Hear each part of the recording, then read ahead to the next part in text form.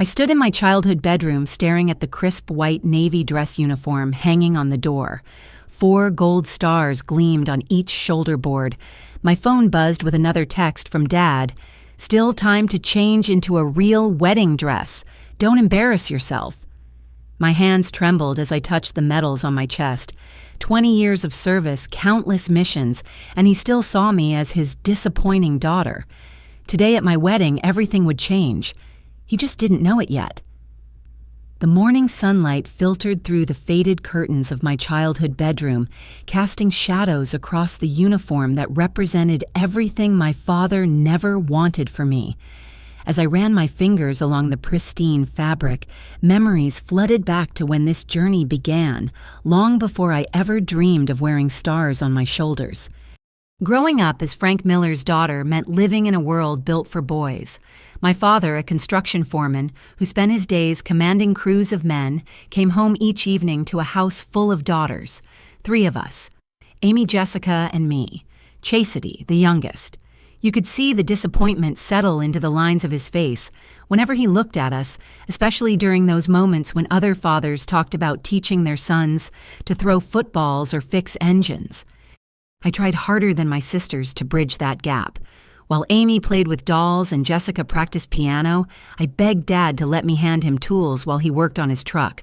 I joined every sports team our school offered: softball, basketball, track. I pushed myself to be captain of each one, thinking that maybe if I brought home enough trophies, he'd look at me the way he looked at his buddies' sons. "Nice game today, kiddo," he'd say, barely glancing at another first-place medal. "But remember, sports won't matter when you're married. Better to focus on skills that'll help you keep a good home." My report cards were flawless. Straight A's every semester, honor roll, National Honor Society. I'd spread them out on the kitchen table, waiting for him to come home, hoping this time would be different. Smart girls intimidate boys. He'd warned folding the papers without really looking. Don't want to end up alone because you were too focused on being clever. The summer after my 18th birthday changed everything. While my classmates prepared for college orientations and dorm shopping, I made a decision that would shatter the fragile peace in our household. Without telling anyone, I walked into the Navy recruitment office on Main Street and signed my name on the dotted line. For 3 weeks, I kept the secret locked inside, going through the motions of family dinners and helping Mom with laundry, while my future waited in sealed documents hidden beneath my mattress. The weight of that choice pressed against my chest every time Dad talked about Amy's engagement or Jessica's acceptance to the local community college. The truth came out on a humid Thursday evening. Mrs. Patterson from 2 houses down had seen me leaving the recruitment office during my final paperwork appointment. Small towns never could keep secrets, and she wasted no time sharing this particular gossip with her book club, which included my mother's sister. I was setting the table for dinner when Dad burst through the front door, his face the color of overripe tomatoes. Mom followed behind him, wringing her hands, while Amy and Jessica peered around the corner from the living room. "What's this I hear about you joining the military?" His voice shook the pictures on the wall. I straightened my shoulders, meeting his glare. "It's true. I leave for basic training in 2 weeks." The silence that followed felt like the pause before a thunderstorm. Then the explosion came. "Have you lost your mind throwing your life away to play soldier? That's the most selfish, stupid decision you could make." His fist slammed onto the dining table, making the plates jump. "It's my life, Dad, my choice." "Your choice. You're just a girl. The military is no place for you. What about marriage, children? A real future?" "This is my real future." The words hung between us like a challenge. His jaw clenched and unclenched as he processed my defiance. Without another word, he turned and stalked to his bedroom, slamming the door with enough force to rattle the windows. That was the last time he spoke to me for 6 months. The 2 weeks before I left passed in a fog of hostile silence. Dad would leave for work before I woke up and come home after I'd gone to bed. If we accidentally crossed paths, he'd look through me as if I were invisible. Mom tried to play peacemaker, leaving little notes under my door with Bible verses about forgiveness, but she never stood up to him directly. My sisters followed his lead with the cruelty that only siblings can perfect. Amy engaged to her high school sweetheart, and deep in wedding planning made pointed comments about how some people were too selfish to think about family. Jessica, always desperate for Dad's approval, parroted his words about women knowing their place. On my last morning home, I dragged my single duffel bag down the stairs at 4 a.m, planning to catch the early bus to the processing station alone. But when I reached the kitchen, Mom stood there in her threadbare bathrobe, a cup of coffee in her hands, and tears in her eyes. "I packed you some sandwiches," she whispered, handing me a brown paper bag. "And there's something else." She pressed an envelope into my palm. Inside were 5 $100 bills and a note in her shaky handwriting, "Make me proud." We stood there in the pre-dawn darkness, two women caught between love and loyalty. She pulled me into a fierce hug, her tears dampening my shoulder. "He's wrong about you," she breathed into my ear. "But he's too stubborn to see it. Show them all what Miller women are made of." The front door clicked shut behind me with a finality that echoed in my bones.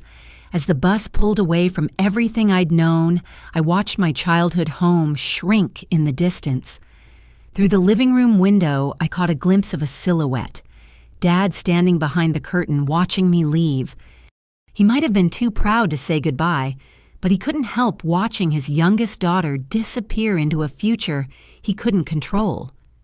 That image burned itself into my memory, a reminder that sometimes love comes wrapped in disappointment and fear. Basic training waited for me with its promises of transformation. I didn't know then that I was embarking on a journey that would take me from that broken foundation to heights no one in my family could imagine. All I knew was that I was finally free to prove what I'd always known deep in my core. I wasn't just Frank Miller's disappointing daughter. I was Chastity Miller, and I was going to show the world what that meant. Boot camp at Naval Station. Great Lakes transformed me in ways I never anticipated. Every morning at 04:30, as I made my rack with military precision and prepared for another day of grueling training, I felt myself becoming someone new. The soft edges of the small-town girl were carved away, replaced by strength I never knew existed. My division commander, Petty Officer Martinez, pushed us beyond our limits daily. While other recruits struggled and complained, I thrived. The physical challenges that broke some people down only made me hunger for more. I finished every run at the front of the pack, completed every evolution with determination that surprised even myself. "Miller, you've got something special," Martinez told me after a particularly brutal combat fitness test. "Keep pushing like this and doors will open for you in this Navy." 8 weeks flew by in a blur of marching classes and weapons training. When graduation day arrived, I scanned the crowd of families, knowing mine wouldn't be there, but hoping anyway. As my division performed our final pass in review, I held my head high, letting pride fill the empty space where family support should have been.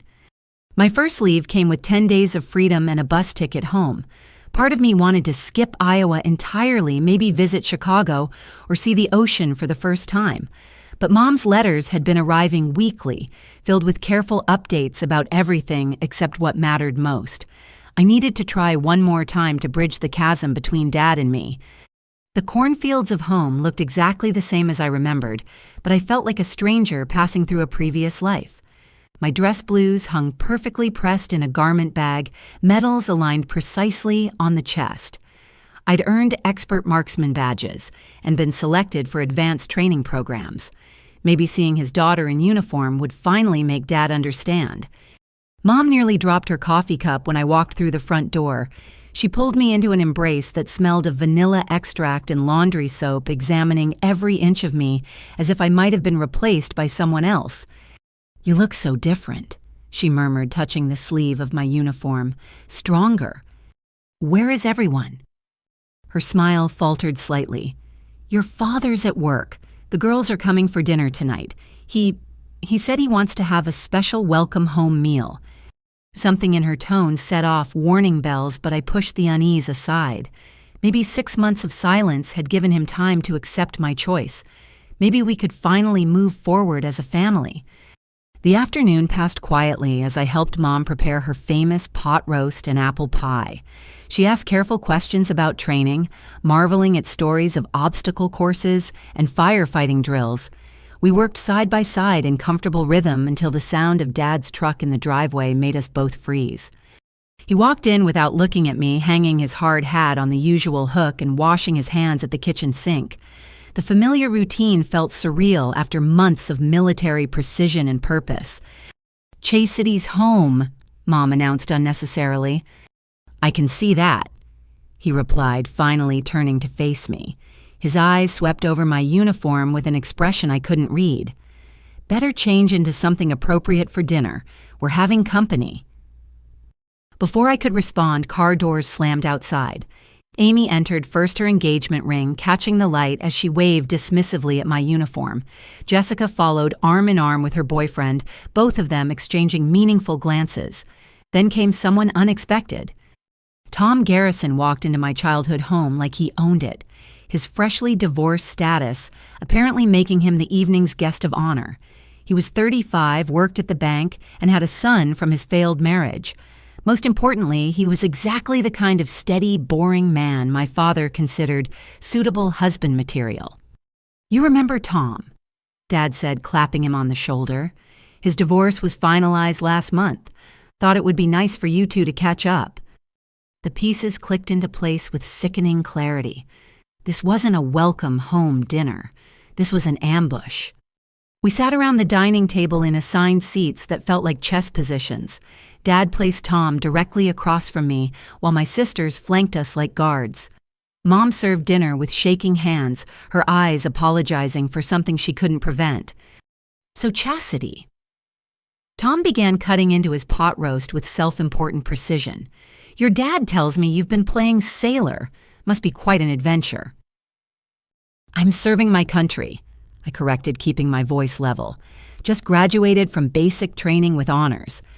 He chuckled, the sound grating against my nerves. "Well, sure. Good to get that out of your system while you're young. Frank and I were discussing your future, actually." My fork stopped halfway to my mouth. "My future?" Dad leaned forward, his expression triumphant.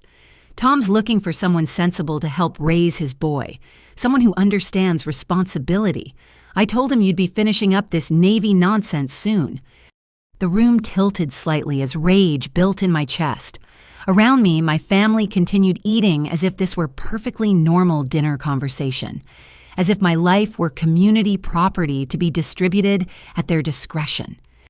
In fact, Tom continued, apparently oblivious to the danger in my silence. "Frank suggested you could be discharged for family hardship. Taking care of a child would certainly qualify. We could have you back home and settled within a few months." "The military is no place for women anyway," he added with a patronizing smile. "All that aggressive training, living with strange men. It's not natural. You need a stable home, a family to care for." Something inside me snapped with an almost audible crack. I stood slowly placing my napkin beside my plate with deliberate calm. "Let me make something very clear." I began my voice carrying the authority I'd learned from drill instructors. "I am not coming home. I am not marrying you or anyone else my father picks out like livestock at auction. I am not abandoning my career to play stepmother to your child. And I am certainly not going to sit here and listen to you disrespect my service and my choices." Tom's mouth opened and closed like a fish gasping for air. Dad's face darkened to purple. "Sit down," he ordered. "You're being dramatic and ungrateful." Ungrateful. The word tasted bitter. For what? For a father who schemes behind my back, for a family that treats me like property to be traded, for this pathetic attempt to control my life. "You selfish little girl," Dad exploded, slamming his palm on the table. "Do you know how hard I worked to arrange this? Tom's a good man with a steady job. He's willing to take on damaged goods, and you're throwing it in his face." Damaged goods. The words hung in the air like a toxic cloud. Mom gasped softly. Even my sisters looked uncomfortable. "I'm done here." I turned toward the door, my military bearing the only thing keeping me upright. "You walk out that door, you're not welcome back," Dad shouted. You're choosing strangers over family." I paused at the threshold, looking back at the scene. Tom still sat, frozen gravy congealing on his plate. My sisters studied their hands. Dad stood rigid with fury. And Mom was crying silently into her napkin. "I'm choosing myself," I said quietly. "For the first time in my life, I'm choosing myself." The cool evening air hit my face as I stepped outside, carrying the scent of approaching rain. My rental car waited in the driveway like an escape pod. As I threw my bag into the back seat, footsteps hurried behind me. Mom caught my arm just as I reached for the door handle. In her trembling hands was another envelope thicker than the first. "I've been saving," she whispered urgently, glancing back at the house. "Tips from Alterations spare change birthday money. It's not much, but—" "Mom, I can't take your money." "Yes, you can. You will." Fierce determination blazed through her tears. I was young once. I had dreams too. But I let fear and this town and your father convince me to give them up. Don't make my mistakes, baby girl. Fly high enough for both of us.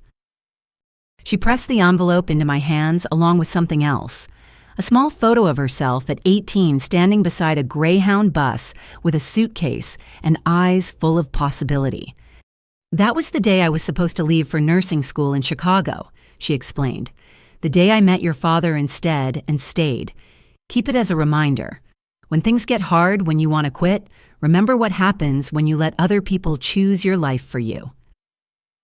We held each other in the gathering darkness, 2 generations of dreams deferred and demanded. When she finally pulled away, steel glinted in her eyes. "Make me proud," she repeated. "Show them all what we could have been." I drove away from that house for the second time, but this departure felt different. This wasn't escape. This was declaration. In my rearview mirror, I caught sight of Mom standing in the driveway, one hand raised in farewell or blessing. The headlights cut through Iowa darkness as I headed back to base, back to a future I was building with my own hands. Tom Garrison and his convenient proposals could rot. My father and his 19th century expectations could sulk. I had a destiny to claim, and no ambush dinner was going to stop me from seizing it.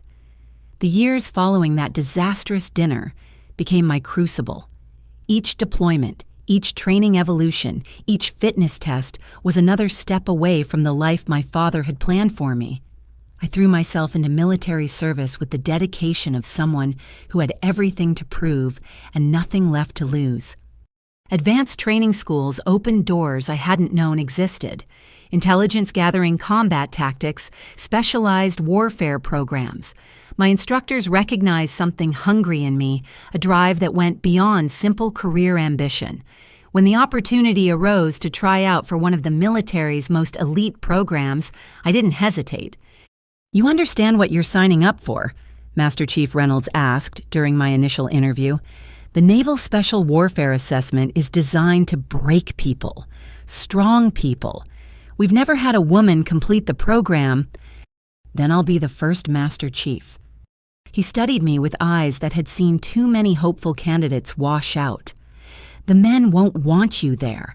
The instructors will be harder on you. The standards won't bend, not 1 inch." "I'm not asking them to Master Chief." A ghost of a smile crossed his weathered face. "Report to Coronado Monday morning, 0500.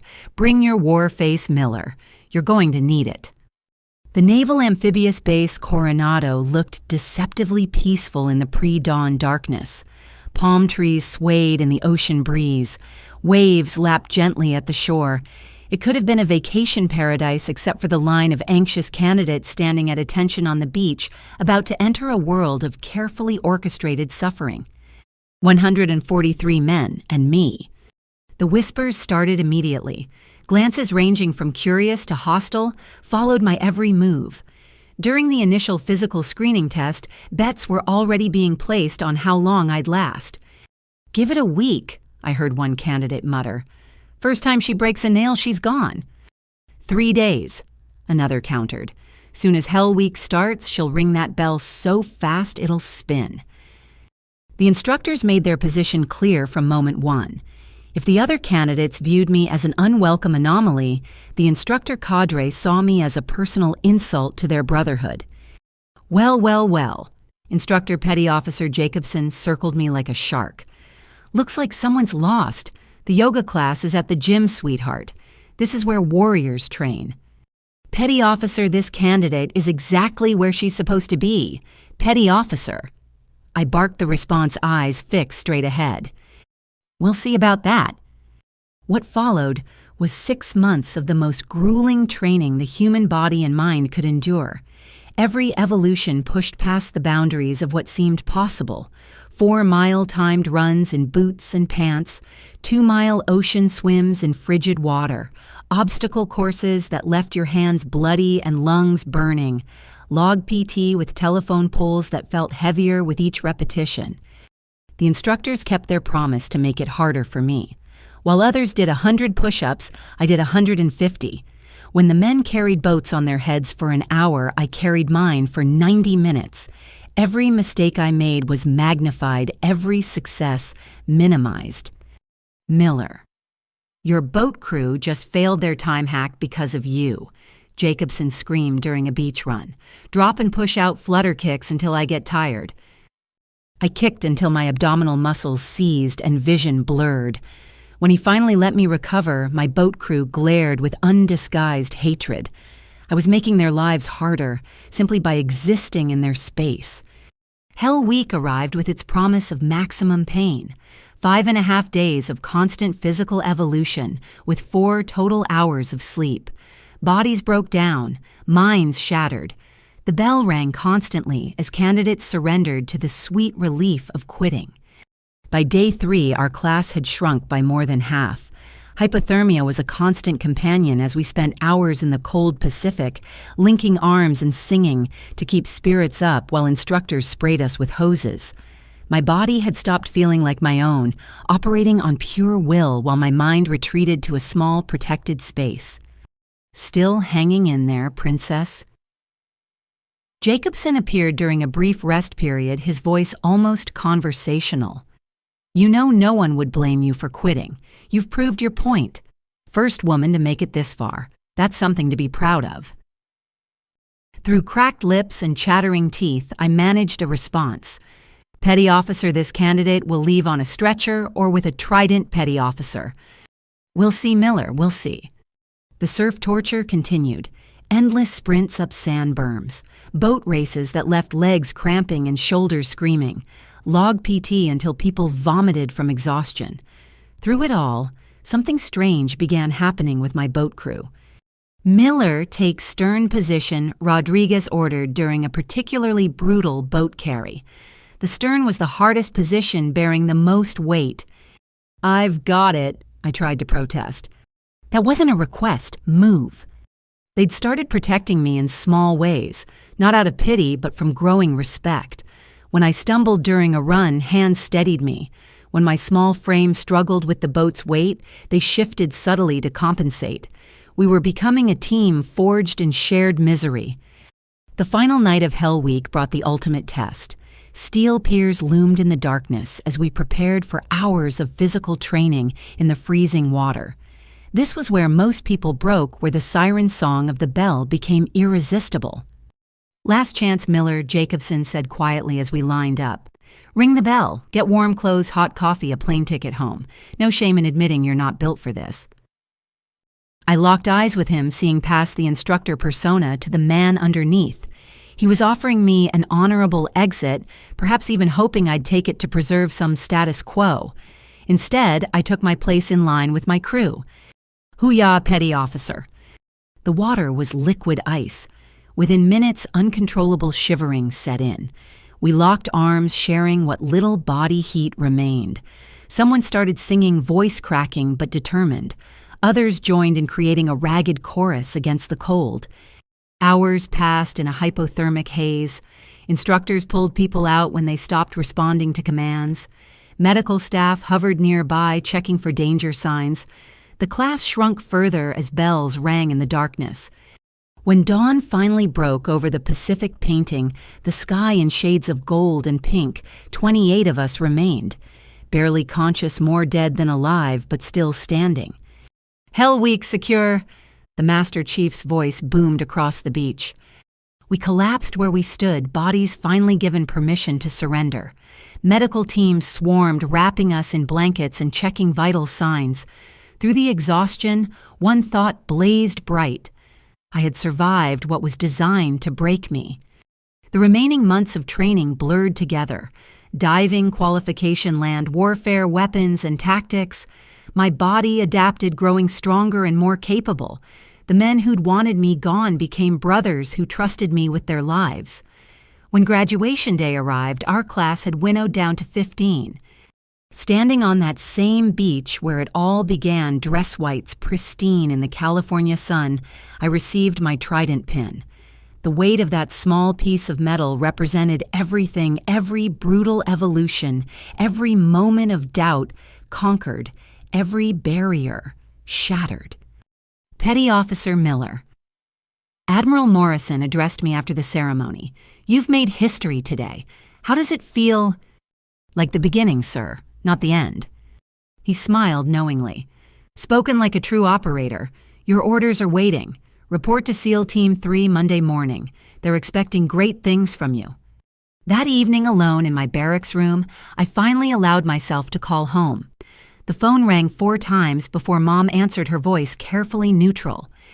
"Hi, Mom, I have news." "Oh, sweetheart, tell me everything." I described the ceremony, the pin, what it all meant. She cried openly, pride overflowing through the phone line. In the background, I heard Dad's voice asking who was calling.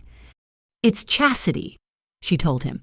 "She graduated from her special program. She's officially a Navy SEAL." Silence. Then his voice dismissive and cold. "So she can swim? Big deal." The line went dead with a click. He'd hung up on me, reducing 6 months of hell to a dismissive sentence. I stared at the phone, waiting for the hurt to hit.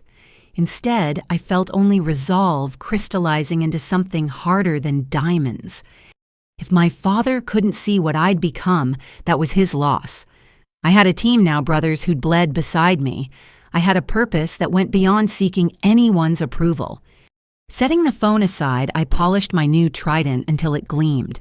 Tomorrow would bring new challenges, new opportunities to prove myself. The girl who'd left Iowa in disgrace had died somewhere in the surf of Hell Week. In her place stood Petty Officer Chastity Miller, Navy SEAL. And I was just getting started. The transport helicopter descended through clouds of dust and chaos into Forward Operating Base Chapman. My first deployment as a Navy SEAL was about to begin, and the war-torn landscape of Afghanistan stretched endlessly below. Mountains that had swallowed empires whole waited with their ancient indifference to our presence. 30 seconds, the crew chief shouted over the rotor noise. I checked my gear one final time, rifle secure plates fitted correctly in my carrier. Around me, my team prepared with practiced efficiency. They'd stopped seeing me as the female SEAL months ago. Now I was simply Miller, their point person trusted with walking first into the unknown. Chief Petty Officer Walsh, our team leader, caught my eye. "You good?"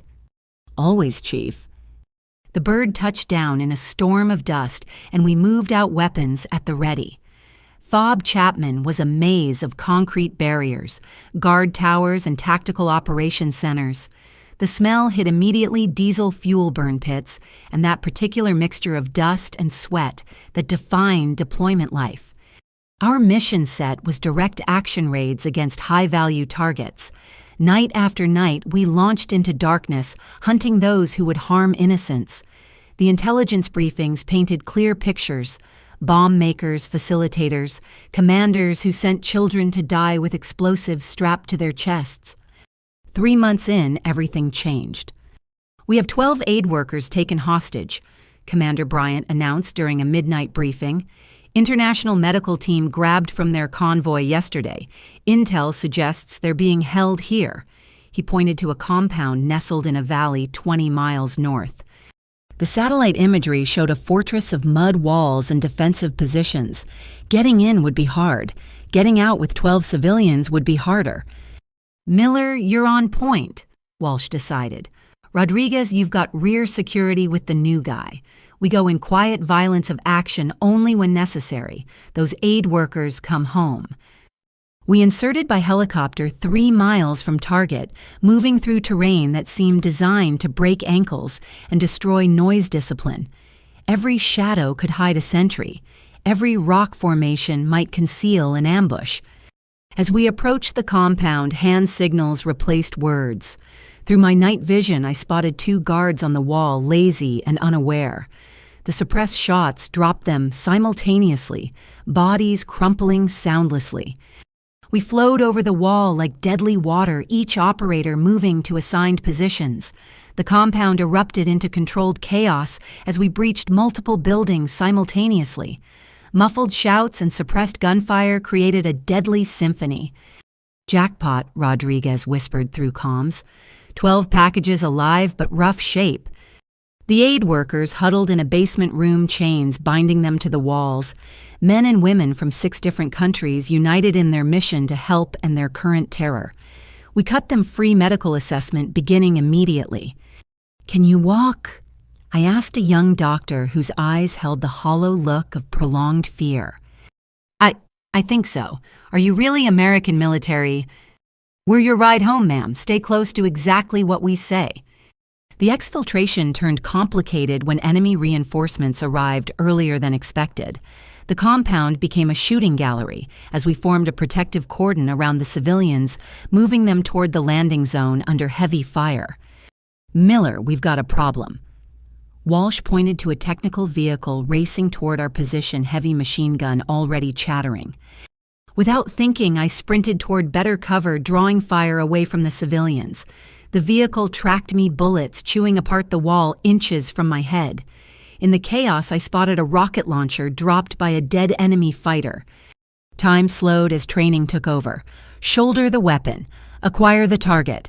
Steady breathing despite the incoming fire. The rocket's backblast scorched the air as it flew true, turning the technical into a fireball that lit up the valley. Move, move, move.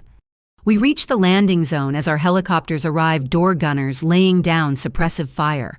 Loading 12 civilians while maintaining security tested every skill we'd developed. The doctor I'd spoken to grabbed my hand as she boarded. "Thank you," she shouted over the rotor noise. "We thought we were going to die."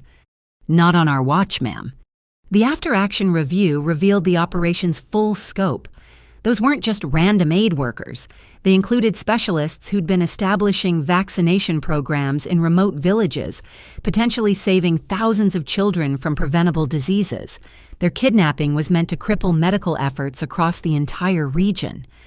"Outstanding work," Commander Bryant concluded. "You've returned 12 angels of mercy to their missions. Well done." But the deployment's defining moment came 2 weeks later. We were returning from a routine patrol when the ambush hit. IEDs detonated along our convoy route, followed immediately by coordinated small arms fire from elevated positions. Classic complex attack designed for maximum casualties. The lead vehicle took the worst of it, flipping completely over. Through the smoke and chaos, I saw movement. Lieutenant Morrison, our attached intelligence officer, crawled from the wreckage, clearly injured and exposed to enemy fire. Without hesitation, I broke cover, sprinting across open ground as bullets snapped past. Morrison was trying to drag himself to safety, leaving a blood trail in the dirt. I reached him just as an RPG exploded where he'd been seconds before. "I've got you, sir!" Adrenaline gave me strength to throw him over my shoulders, carrying him fireman style back to cover, while our team laid down suppressive fire.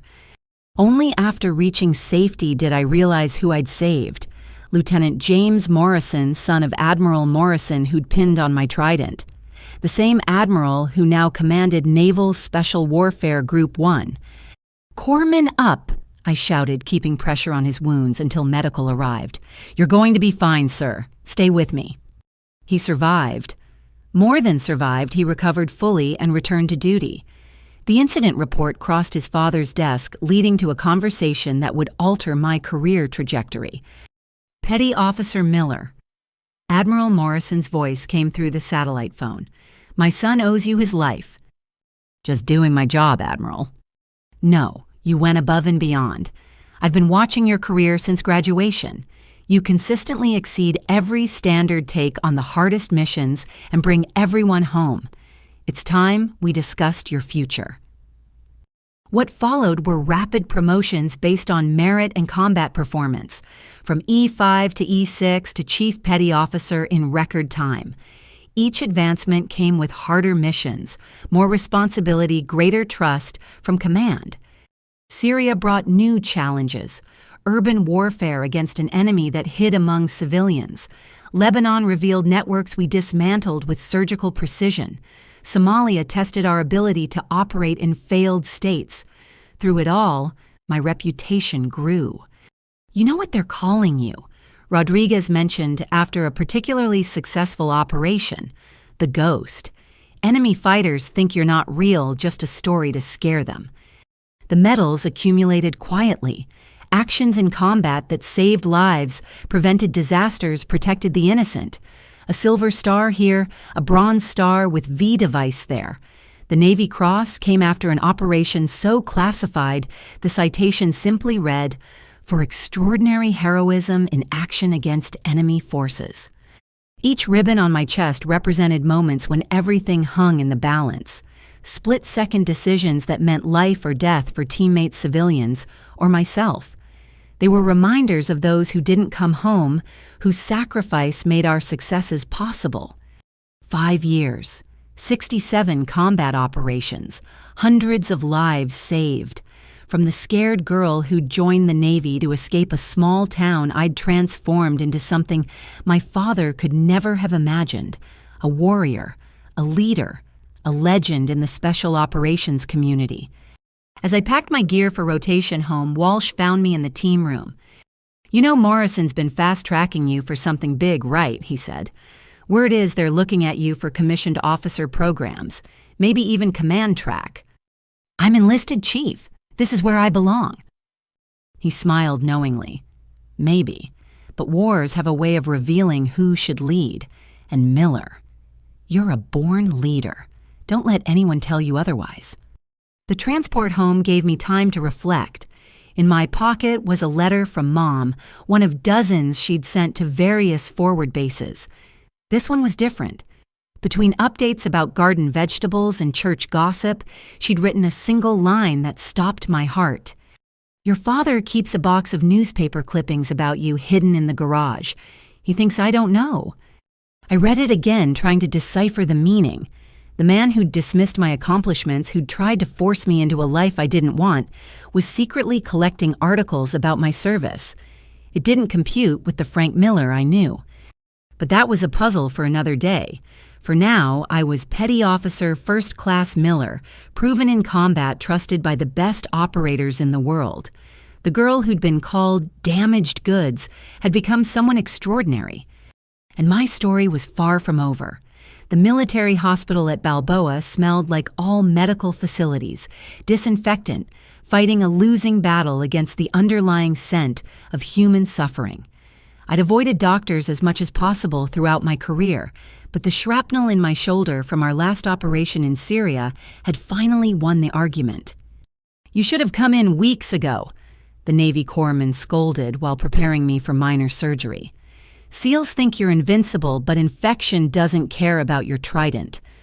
I endured the lecture with practiced patience, already calculating how quickly I could return to full duty. The waiting room was filled with wounded warriors in various stages of recovery, some missing limbs, others bearing scars both visible and hidden. We all shared the same restless energy of operators pulled from the field. Petty Officer Miller. A doctor appeared, but not the Navy surgeon I expected. This man wore civilian clothes under his white coat with kind eyes behind wire-rimmed glasses. "I'm Dr. Ryan Hayes. I'll be consulting on your procedure." Consulting, I thought this was routine fragment removal. He smiled, reviewing my chart. "The placement is near some nerve clusters we need to be careful about.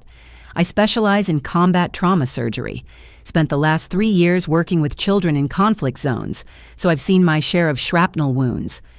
Something in his manner put me at ease. Unlike many civilians who treated military members with either excessive reverence or subtle disdain, he simply saw me as a patient who needed help. The surgery went smoothly, and I woke to find him checking my dressings with meticulous care. "Lucky," he murmured.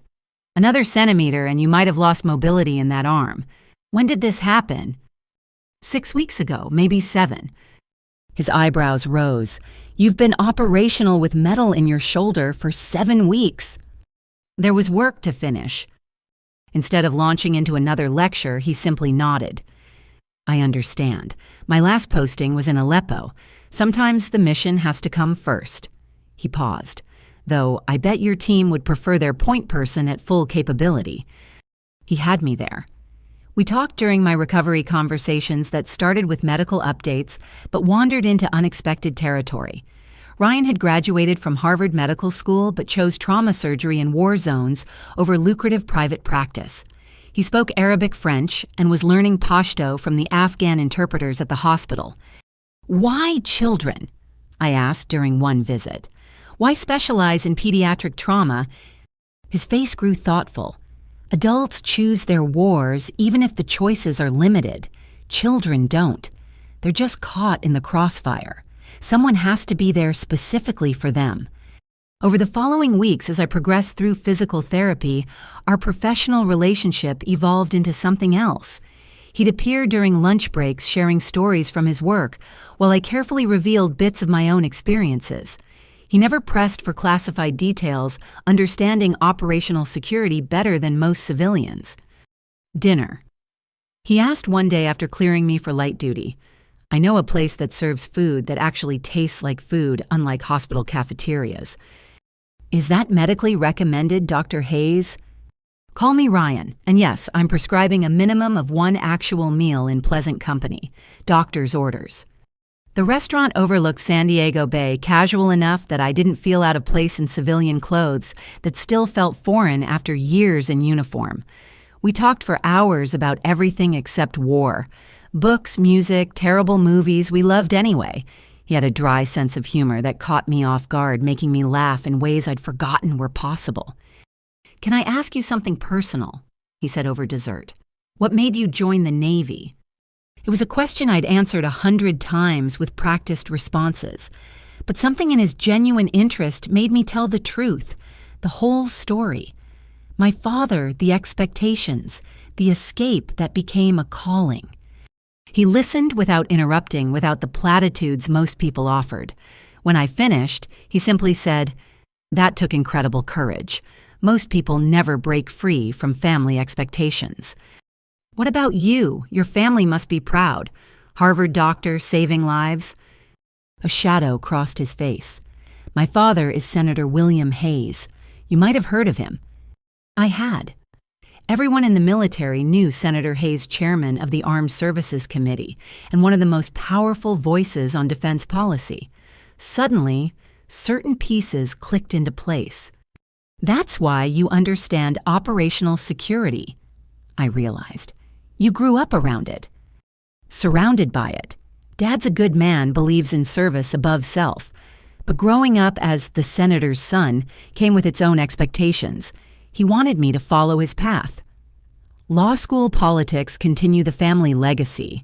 When I chose medicine instead and trauma surgery in war zones rather than safe practices stateside," he shrugged. "Let's just say I understand complicated father relationships."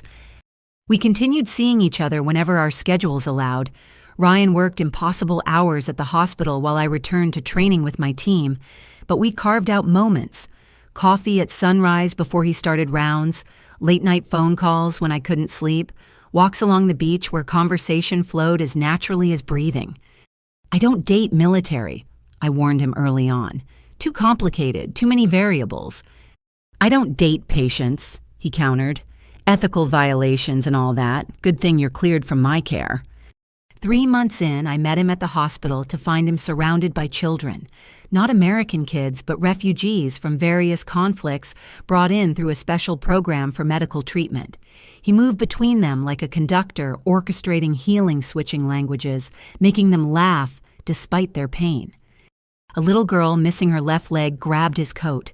She whispered something in Arabic that made him kneel beside her bed, listening intently to what seemed like a very important story about a stuffed rabbit. The gentleness in his hands as he examined her surgical site, the way he made her giggle while checking painful areas revealed more about his character than any conversation could. "She wants to know if you're a soldier," he translated when I approached. "She says you stand like the soldiers who saved her family." I knelt beside him, meeting the child's enormous brown eyes. In Arabic, I told her yes, I was a soldier, and that she was very brave. Her smile could have powered the entire hospital. "You speak Arabic." Ryan looked impressed. "You continue to surprise me." "Likewise, doctor, likewise." The relationship deepened without either of us making conscious decisions about it. He never asked me to be less than what I was, never suggested I find safer work or take easier assignments. When I deployed for training exercises, he sent care packages filled with books and good coffee. When he pulled 30-hour shifts during mass casualty events, I made sure food appeared at his apartment. 6 months after that first surgery, everything changed during what should have been a routine dinner. "My father wants to meet you," Ryan announced over pasta. I nearly choked on my wine. The senator knows about me. He started asking questions when I mentioned I was seeing someone. Dad's former Navy, himself, intelligence community. He has ways of finding things out. Ryan looked apologetic. He may have done a background check. A background check. On me. The implications were staggering. What would a Senate background check reveal about a Navy SEAL with a classified service record? "He called me yesterday," Ryan continued. "Said, and I quote, 'Why didn't you tell me you were dating a decorated Navy SEAL?' He sounded impressed, which, knowing my father, is like anyone else doing cartwheels. 2 weeks later, I found myself at the Hayes family estate in Georgetown, wearing civilian clothes that felt like costume armor.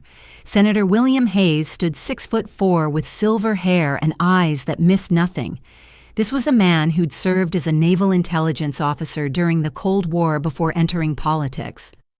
Petty Officer Miller, he greeted me formally, then surprised me by adding, or should I say, the ghost of Kandahar. My blood chilled. That operational nickname was classified beyond classified. "Sir," he smiled slightly. "Relax, Petty Officer. Your secrets are safe. But when my son starts dating someone, I do my due diligence.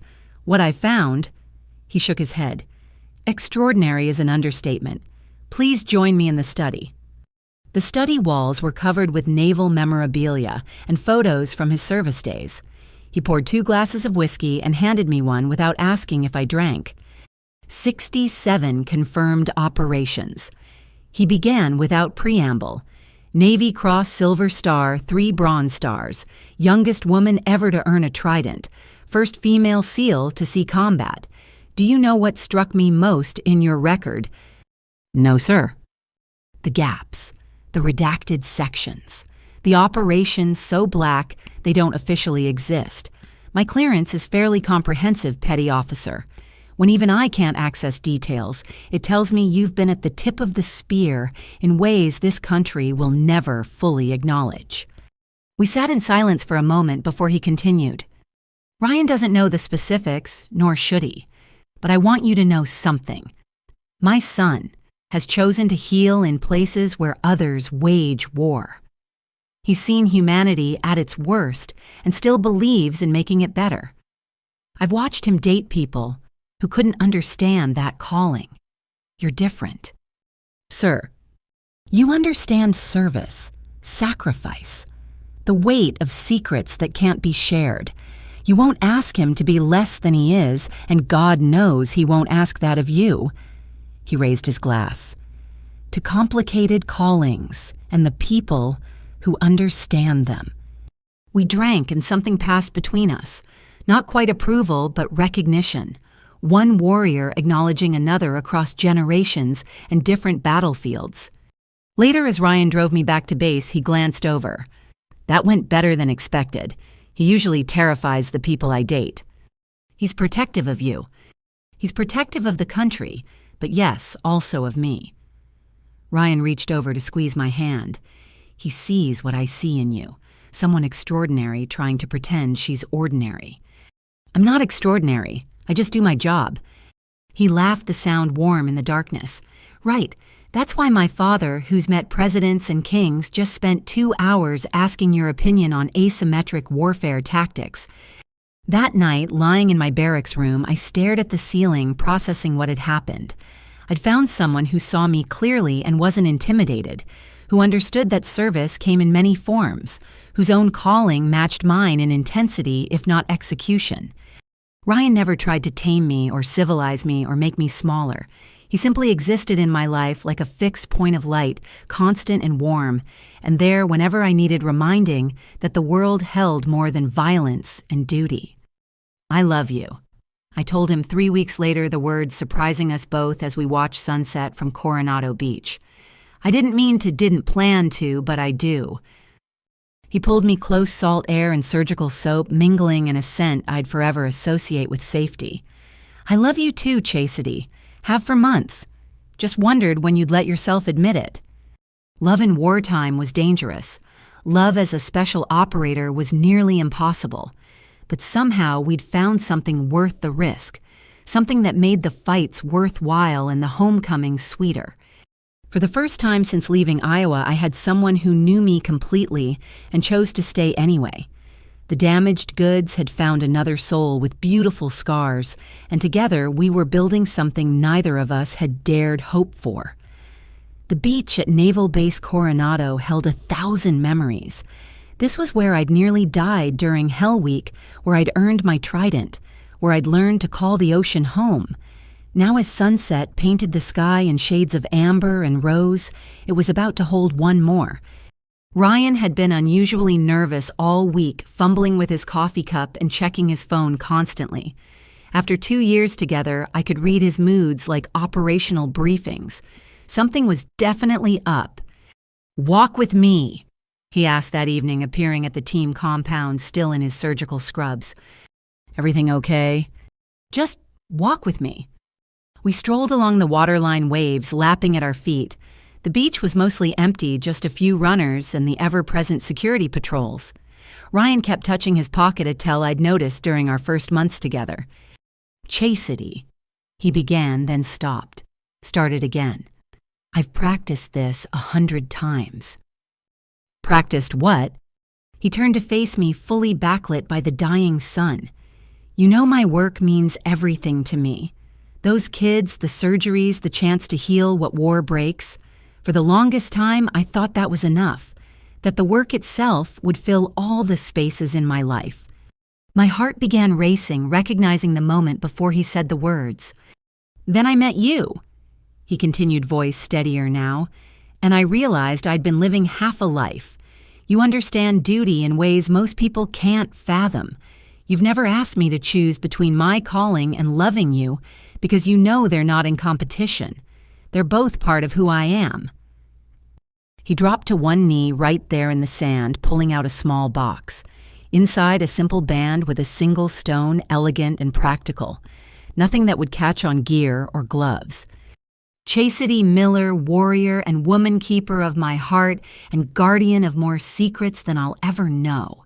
Will you marry me?"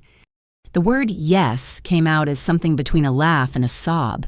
My hands shook as he slipped the ring on, fitting perfectly like he'd known it would. We kissed as waves crashed around us, salt spray mixing with tears I hadn't realized were falling. "I want to do this right," I said against his lips. "White dress, military ceremony, the whole thing. My family—" "We'll invite them all," he assured me. "My father's already making lists, warning he might try to turn it into a state dinner." That night, I called home with news I'd never thought I'd share. Mom answered on the second ring, her voice bright with curiosity about my unusual evening call. "Mom, I'm engaged." The shriek of joy probably woke half of Iowa. Through happy tears, she peppered me with questions about Ryan, the proposal, wedding plans. In the background, I heard Dad's grumbling voice asking about the commotion. "Frank, come here," Mom called. "Chastity's getting married." "Finally doing something sensible," came his distant reply. But he took the phone, his voice gruff as always. "Who's the boy?" He's a doctor dad, trauma surgeon, saves children in war zones. Military. Civilian, but he works with military hospitals. Silence stretched between us before he spoke again. You wearing a dress to this wedding? Actually, I'll be in my dress whites, military ceremony. Of course you are, he sighed. Still playing soldier instead of being a proper bride. The words stung less than they once would have. It's who I am, Dad. Well, we'll be there. Your mother would skin me alive if we missed it. But Chastity consider wearing something appropriate, for once. After we hung up, I sat staring at my phone. 2 years of limited contact birthday cards and Christmas calls, but nothing had really changed. I was still the daughter who disappointed him by choosing my own path. Mom called back an hour later, whispering like a conspirator. Don't mind him, sweetheart. I'm so happy for you and Chastity. There's something you should know. What is it? I was cleaning the garage last month. Found a box hidden behind his tool bench. It's full of newspaper clippings about you. Every article that mentioned your service. He even has printouts from military blogs that talked about the first female SEAL graduating. He thinks I don't know. My throat tightened. Why would he keep those if he's so disappointed? Oh, honey. Mom's voice was sad and knowing. Your father's a complicated man. Pride and stubbornness all tangled up with love he doesn't know how to show. Give him time. Wedding planning consumed the next months between deployments and Ryan's surgical schedule. True to his word, Senator Hayes threw himself into arrangements with military precision. What started as a simple ceremony grew into something larger, a merger of two worlds. I've invited a few colleagues, the senator mentioned casually over dinner. Hope you don't mind. Define few, Ryan said suspiciously. The Secretary of Defense wants to attend. Several members of the Armed Services Committee. Oh, and Admiral Morrison called personally to request an invitation. I nearly dropped my fork. The Admiral's coming. My dear, Senator Hayes smiled. When the youngest female flag officer in Navy history gets married, people notice, even if that promotion hasn't been announced yet. What promotion? Ryan and I asked simultaneously. The senator's smile widened. Oops, forget I said anything. Classification and all that? Later, Ryan found me on his apartment balcony staring at the stars. You okay? Flag officer, he said, flag officer. The words felt foreign. That's admiral rank, that's impossible. Is it? He settled beside me, pulling me close. You've been doing the impossible since you were 18. My phone rang, interrupting the moment. Admiral Morrison's name appeared on the screen. Petty Officer Miller, I answered formally. Chief Miller, he corrected. Or should I say Chief Miller for about another week? Can you come to my office tomorrow? Bring your dress whites. All of them. All of them, sir. Every set you own. Oh, and Chastity. Congratulations on your engagement. Ryan's a lucky man. The next morning, I reported to Naval Special Warfare Command with a garment bag, thoroughly confused. Admiral Morrison's aide ushered me into a conference room where several high-ranking officers waited. Chief Miller Morrison began formally. Sit. We need to discuss your future. What followed was surreal. My service record laid out in detail. Operations I'd thought were buried in classification. The lives saved, the missions completed, the barriers broken. You've been operating at a level far above your current rank for years, Admiral Thompson from Personnel Command stated. Circumstances prevented proper recognition. Those circumstances have been resolved. Resolved, sir. Morrison's jaw tightened. Captain Richards, who consistently blocked your promotions, is no longer in a position to influence personnel decisions. An investigation revealed a pattern of discrimination. Your case was the most egregious. They laid out the plan, accelerated promotion to address past oversights, a ceremony 3 days hence, and then, following your promotion to Chief Petty Officer, you'll be commissioned as a warrant officer, Thompson continued. From there, limited duty officer, and then, he paused. The Secretary of the Navy has approved a direct commission to O5 Commander based on your exceptional service record. The room spun slightly. Commander, sir, that's overdue by approximately 3 years, according to our review. Morrison's smile was sharp. But there's more. Given your operational experience and leadership record, you're being considered for flag rank within the year. The Navy needs officers like you in positions where you can effect real change. I left that meeting in a day's dress, whites altered to reflect ranks I'd never dreamed of wearing. 3 days later, in a small ceremony, I put on Chief's anchors. A week after that, officers' bars. By the time wedding invitations went out, I was Lieutenant Commander Miller on track for a star. Does this change things? I asked Ryan that night. The rank, the responsibilities. Only if you let it, he said simply. You're still the same person who saved those aid workers who carried Morrison's son to safety, who fought for everything she has. The rank just makes it official. 3 weeks before the wedding, a package arrived at my quarters. No return address, but the handwriting was Mom's. Inside, wrapped in tissue paper, was Dad's Navy service pin from Vietnam, the one he'd worn exactly once before being medically discharged. A note in his blocky handwriting read, "Wear this at your wedding. Maybe one of us should get to finish what we started. Dad."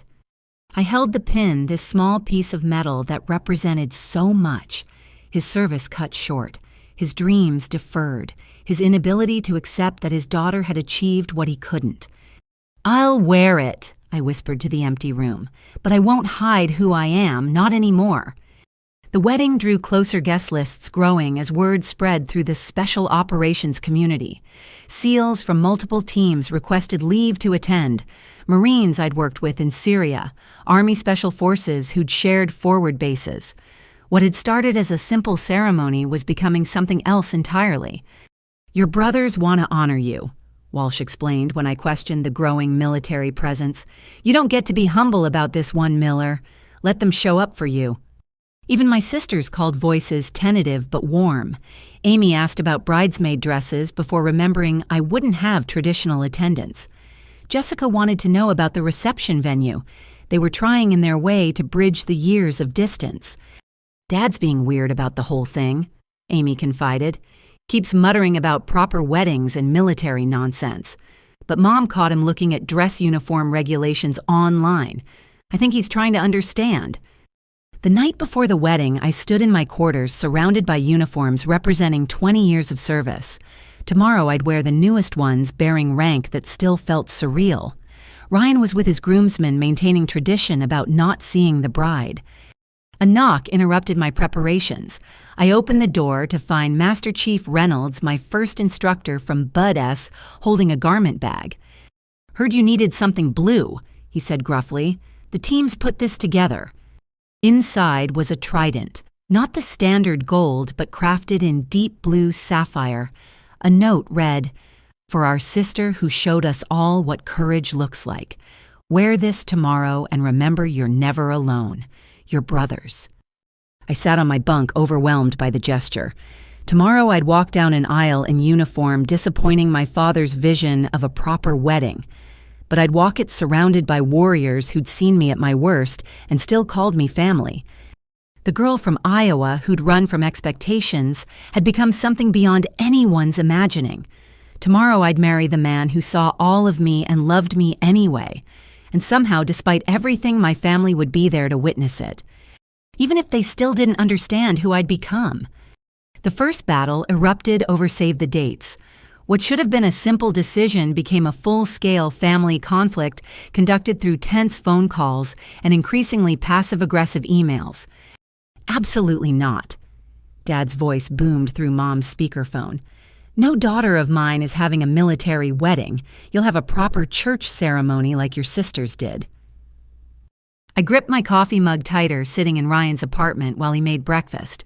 We'd put Mom on speaker, hoping for enthusiasm. Instead, we got Frank Miller's unchanging opposition. "Dad, I'm a naval officer. A military wedding is appropriate." "Appropriate," he snorted. "What's appropriate is a white dress, not some masculine uniform. What will people think?" "I don't care what people think." "Well, I do. I have to live in this town after you go back to playing war games." Ryan placed a calming hand on my shoulder, but I could see his jaw tightening. He'd witnessed these calls before, each one following the same pattern.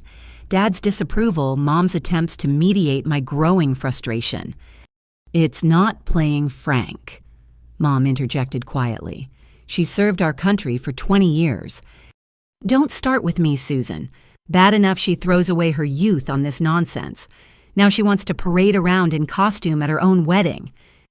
"It's not a costume." The words exploded out before I could stop them. "It's a uniform I've bled for, that I've earned every thread of. But you wouldn't understand that, would you?"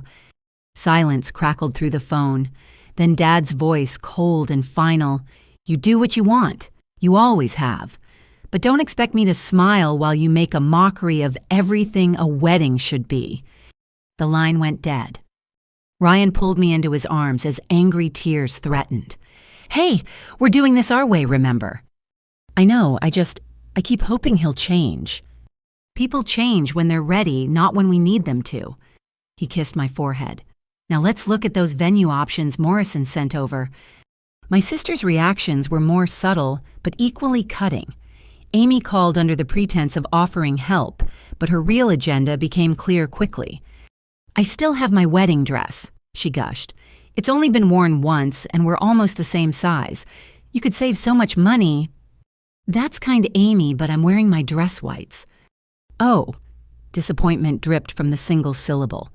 "Well, what about bridesmaids? Jessica and I have matching dresses from Cousin Sarah's wedding." "I'm not having traditional bridesmaids. My teammates will be standing with me." "Your teammates, men?" "My Seal brothers, yes." The judgment in her silence was deafening. "Chastity, I know you've always been different, but this is your wedding. Don't you want to feel like a princess for one day?" "I want to feel like myself." Jessica's call came next, tag-teaming disapproval disguised as concern. "Dad's really upset. He's been telling everyone you're having a small private ceremony because you're embarrassed about something." "Embarrassed? We're having 200 guests." 200 soldiers, she corrected. "It's not the same as family and real friends."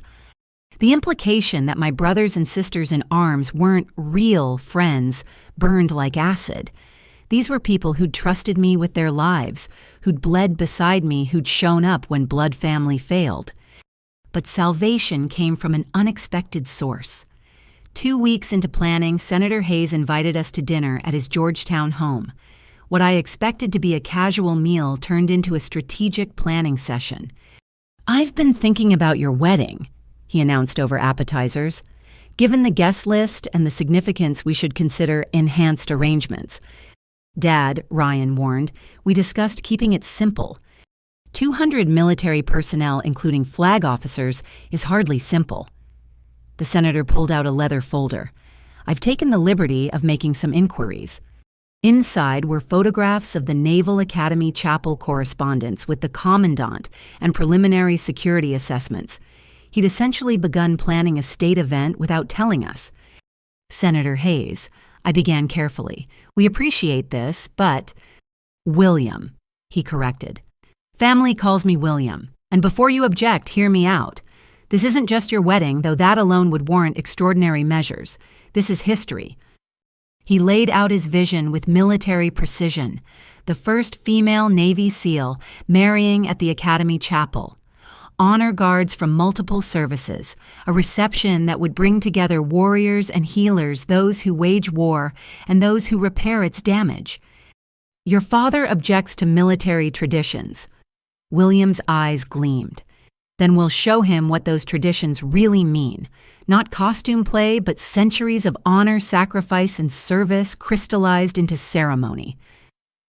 Ryan groaned. "Dad, you're not using Chastity's wedding to make a political point." "Political?" William looked genuinely offended. "Son, this is about respect. If Chastity's family won't provide it, then by God, the United States Navy will." What followed was surreal. William Hayes, one of the most powerful men in Washington, personally called my parents. I never learned exactly what was said, but Mom called afterward, breathless with awe. A senator, a real senator, called about your wedding." She paused. "Your father actually stood up straight while they talked. I haven't seen him do that since his discharge physical."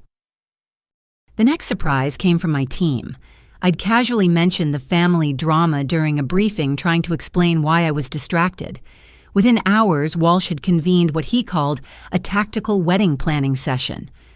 "Listen up," he announced to 3 teams' worth of SEALs. "Miller's family is giving her grief about having a military wedding. Anyone think our sister should hide who she is on her big day?" The response was immediate and unanimous profanity. That's what I thought, so here's what we're going to do. What emerged was equal parts touching and terrifying. Every SEAL who'd ever operated with me requested leave for the wedding date. Guys flew in from active deployments using precious vacation days. They organized hotels, transportation, and what Rodriguez called family education services. "We'll show them what military traditions mean," he promised. Respectfully, mostly. The gesture that broke me came from an unexpected place. Admiral Morrison's wife, Helen, called one afternoon while I was reviewing seating charts. "Chastity, dear, I hope you don't mind me reaching out. James mentioned you were handling wedding planning without much family support." "I'm managing, ma'am." "I'm sure you are.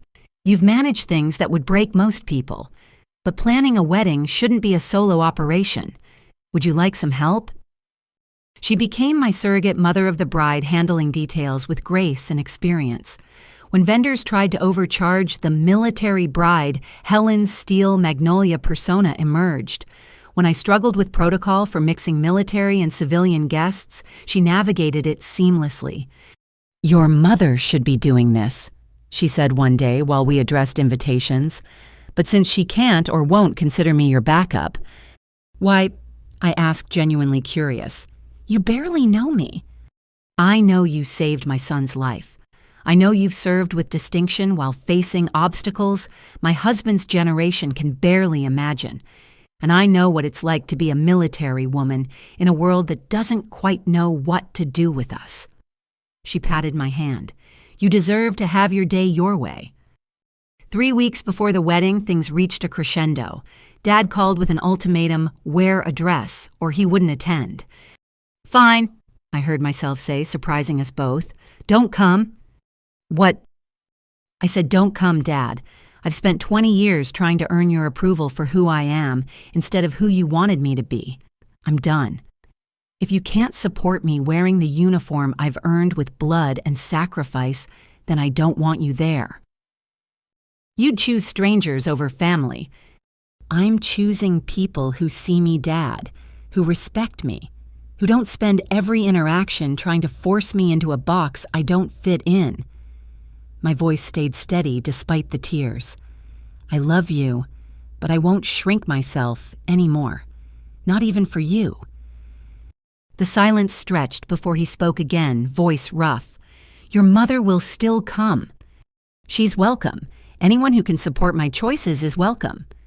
After hanging up, I sat in the quiet of my quarters processing what had just happened. I'd drawn a line 20 years in the making. It hurt more than any physical wound I'd endured. Ryan found me there an hour later, having received my text. He didn't speak, just held me while I finally let myself mourn the father I'd never have. "Did I do the right thing?" I whispered. "You stood up for yourself. That's always right." 2 days later, a package arrived. No note, but inside was a shadow box containing military memorabilia. Dad's service pins his marksman badge, a faded photograph of him in dress blues before his injury. At the bottom, barely visible, was a newspaper clipping from my Trident graduation, the first article about me he'd saved. I called Mom immediately. "Did Dad send this?" "He's been in the garage for days," she said carefully, "building something, working through things in his own way." "Is he coming to the wedding?" "I don't know, sweetheart, but that box, that's him trying. Maybe not the way you need, but the only way he knows how." The final preparations continued. My dress whites were tailored to perfection, bearing my new rank and every earned decoration. The blue sapphire trident from my brothers would rest above my heart. Dad's Vietnam service pin would be attached to my bouquet, carried if not worn. Whatever happened, I'd walk down that aisle as myself, fully, proudly, surrounded by those who'd never asked me to be less than everything I was. The war was over. I'd chosen my ground and held it. Now all that remained was to see who would stand with me when the day came. The Pentagon's halls seemed to stretch forever as I followed Admiral Morrison's aide through security checkpoints I'd never seen before. My original orders had simply stated, "Report to conference room 2A at 1400. But this felt far more significant than a routine briefing. "Right through here, Commander," the aide said, opening a door marked with classification warnings. Inside, the Joint Chiefs of Staff sat around a polished table, every branch of service represented at the highest level. My throat went dry as they all turned to look at me. Whatever this was, it was bigger than I'd imagined. "Commander Miller." Admiral Morrison stood, his expression unreadable. "Please have a seat." I sat ramrod-straight, hands folded, mind racing through possible scenarios. Had something gone wrong? Was there an investigation I didn't know about? General Patricia Williams, the first female member of the Joint Chiefs, spoke first. "Commander, do you know why you're here?" "No, ma'am." "You're here because we failed you." Her words landed like artillery shells. "For 20 years, you've served with distinction.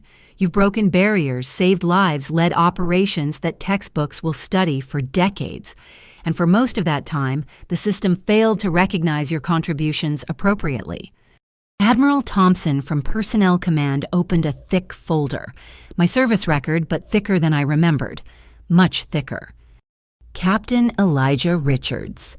He began the name, making my jaw clench. "Your former superior during multiple promotion cycles, currently under investigation for systemic discrimination and conduct unbecoming. Would you like to know what we found?" I nodded, not trusting my voice.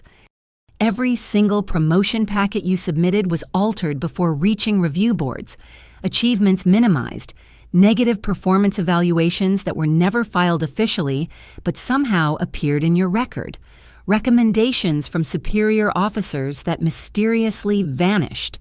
His voice hardened. "You should have been promoted to chief 5 years earlier. Your commission should have come 7 years ago. As for your current rank..." General Williams took over. "We've reviewed comparable service records from your peers, male SEALs with half your operational experience, fewer decorations, and lesser leadership evaluations who are now captains or even flag officers. The discrimination was systematic, deliberate, and stops today." My hands trembled slightly as the full weight of their words sank in. Years of being passed over, of watching less qualified people advance, of wondering if I simply wasn't good enough despite everything I'd achieved. And all along, it had been deliberate sabotage. "Richards," I managed to ask. "Forced retirement pending criminal charges," Morrison said with satisfaction. "He won't hurt anyone else's career." "But we can't give you back those years," General Williams continued. "What we can do is make it right going forward. Effective immediately, you're promoted to captain with a date of rank backdated 2 years to when you should have received it." Captain, 06. The rank seemed impossible even as she said it. "There's more," Admiral Thompson added. "Your service record qualifies you for flag rank consideration. The Secretary of the Navy has approved advancing you to Rear Admiral lower half as soon as administrative requirements are complete, within the year." The room spun. From commander to admiral in one conversation. It wasn't how the military worked, except apparently when correcting egregious wrongs. I don't know what to say." "Say you'll continue serving." General Williams smiled for the first time. "The Navy needs officers like you in positions where you can effect real change, where you can ensure what happened to you doesn't happen to other deserving sailors." Morrison stood walking to a side table where a garment bag waited. "We took the liberty of having new uniforms prepared. Your promotion ceremony is in 30 minutes. 30 minutes? Quiet ceremony given your operational security requirements, but official, legal, and long overdue." He handed me the bag. "There's a changing room next door. Take your time." Alone in the changing room, I stared at the captain's eagles waiting to replace my commander's oak leaves. 4 stripes for the sleeves. The weight of 20 years of fighting not just enemies overseas, but bias at home settled on my shoulders. A knock interrupted my thoughts. "It's Patricia," General Williams called. "May I—" She entered, closing the door behind her. Out of the formal setting, her expression softened. "I wanted a moment alone," she said. "Woman to woman. I know what you're feeling. The anger at lost years, the imposter syndrome hitting because the promotion feels too fast even though it's actually too late. The weight of representing every woman who'll come after you." "How did you know?" "Because I lived it. Different branch, different era, same battle. Can I help with the insignia?"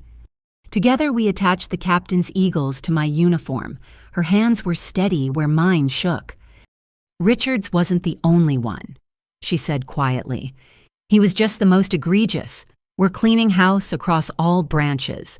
Your case broke it open. Your reputation, your record was so stellar that when investigators started looking, the discrimination was undeniable." "Why didn't anyone stop it sooner?" "Because people like Richards are good at working the system, playing the game just within regulations while destroying careers. But he got greedy with you, blocked too much too obviously. When Admiral Morrison started asking questions after you saved his son, it created a ripple effect." She stepped back, examining the completed uniform. "Perfect. Now let's make history. Again." The ceremony was small but powerful. The service chiefs, Admiral Morrison, and a handful of others witnessed as I took the oath for my new rank. No family, no fanfare, just the weight of justice finally served. Captain Miller, the Secretary of the Navy himself, said afterward, "Your wedding is in 2 weeks." "Yes, sir." "Wear your new rank proudly. You've more than earned it." He paused. "And prepare yourself. Your story is going to inspire thousands of sailors, particularly women who've been told they can't or shouldn't." That evening, I sat in my car outside Ryan's hospital, trying to process everything. My phone buzzed with a text from Walsh. "Heard through the grapevine, Captain Miller. About damn time. The boys are buying drinks tonight." Ryan emerged from his shift, exhausted from a 15-hour surgery.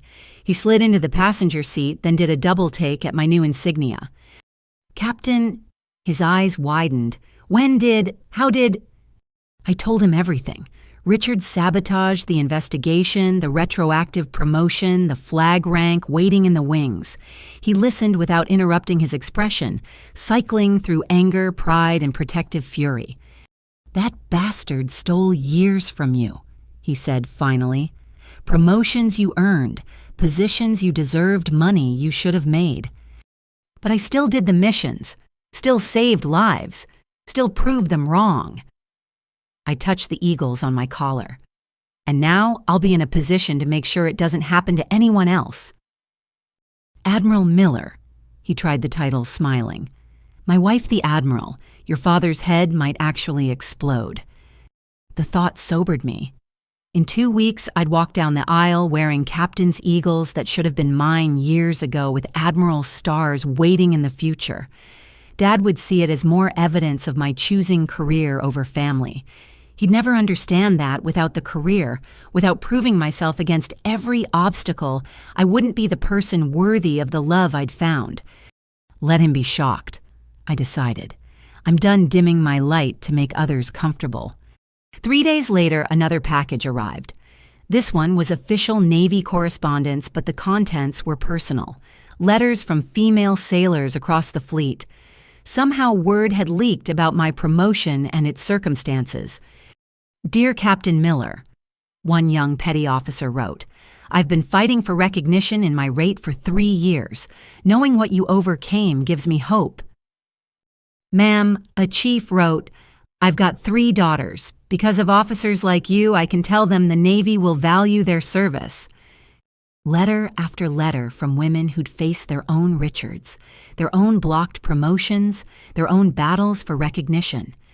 They saw my victory as theirs, my rank as proof that the system could be forced to change. A knock on my quarters door interrupted my reading. Master Chief Reynolds stood outside the man who'd first trained me at Bud-S, who doubted me, then defended me. "Captain," he said formally, then broke into a rare smile. "Heard you're getting married in dress whites with proper rank finally showing." "Master Chief. Also heard your family's giving you static about it."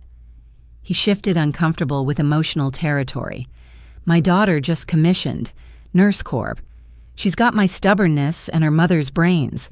Thing is, I almost talked her out of joining." "Why?" "Because I'd seen how the Navy treated women. Didn't want her facing that." He met my eyes. "Then I watched you. Saw you take everything we threw at you and ask for more. Saw you prove every bias wrong through sheer will and competence. Made me realize I was part of the problem, assuming she couldn't instead of making sure she could." He reached into his pocket, pulling out a small box. "She wanted you to have this at your wedding. Says you're the reason she knew she could serve." Inside was a simple pin, first-generation military woman. His daughter's note read, "Because of you, I wasn't the only one. Tell her I'll wear it with pride." I managed through a tight throat. After he left, I sat surrounded by evidence of impact I'd never intended. Every barrier broken had cleared the path for others. Every promotion earned despite discrimination had proved it possible. The captain's eagles on my collar weren't just personal victory, but collective triumph. Ryan found me there hours later, still reading letters. He took in the scene the scattered correspondence, the tears I hadn't bothered to hide. "You okay?" "They stole years from me," I said. "But maybe those years of fighting made this moment possible. If I'd been promoted on schedule, would anyone have investigated would Richard still be there blocking other women? Everything happens for a reason." He sat beside me, gathering letters gently. "No. Some things are just wrong, but we can make meaning from them. Create purpose from pain." I held up the letters. "These women see possibility because I survived impossibility. That matters." "Admiral Miller, philosopher of war," he teased gently. "Just Captain Miller for now." I corrected, then smiled. "But give me a year." The stolen promotions had been returned with interest. In 2 weeks, I'd stand at my wedding wearing rank that told the true story of my service. And somewhere in the crowd, my father would have to see his daughter, not as she could have been, but as she actually was. The Navy's first female SEAL, captain, soon to be admiral, and finally recognized for every mountain climbed and barrier broken along the way. Dawn broke gray and misty over Annapolis, painting the Naval Academy grounds in watercolor softness. I'd barely slept, but not from nerves. SEALs don't get nervous. We get ready. My quarters at the bachelor officers' quarters felt too quiet after years of team rooms and forward bases. On the desk sat 3 uniforms, my dress whites pristine and waiting, my working blues as backup, and the combat utilities I'd worn through 7 deployments folded with care I usually reserved for weapons maintenance. A soft knock broke the silence. "It's me." Mom's voice came through the door. I let her in, surprised she'd arrived so early. The ceremony wasn't for 6 hours. She carried a worn leather bag and looked smaller than I remembered, as if the years of mediating between Dad and me had physically diminished her. "Couldn't sleep either?" I asked. Not a wink. She set the bag on my desk hands, trembling slightly. "I brought something. Several somethings, actually." The first item she withdrew made my breath catch. Dad's Navy photographs from Vietnam, ones I'd never seen. Young Frank Miller in dress blues, proud and strong before the training accident that ended his career 3 months into service. His face held the same determination I saw in my mirror every morning. "He was so excited," Mom said softly. "Grew up poor, saw the Navy as his chance to be something more. When the injury happened during a training exercise, medical discharge, his only option, it broke something in him. He never told me he was injured in training. Too ashamed. Felt he'd failed before even getting a chance to serve properly. Came home to Iowa, married me, had you girls. but he never stopped feeling like he'd let everyone down. She touched one photo gently. When you joined, it was like watching his dream and his nightmare combined. Pride that you'd picked up where he left off, terror that you'd fail like he did, or worse, that you'd succeed where he couldn't. The next items were his service documents. I read through them, seeing my father's story properly for the first time. Honor graduate from basic training, selected for advanced electronics school.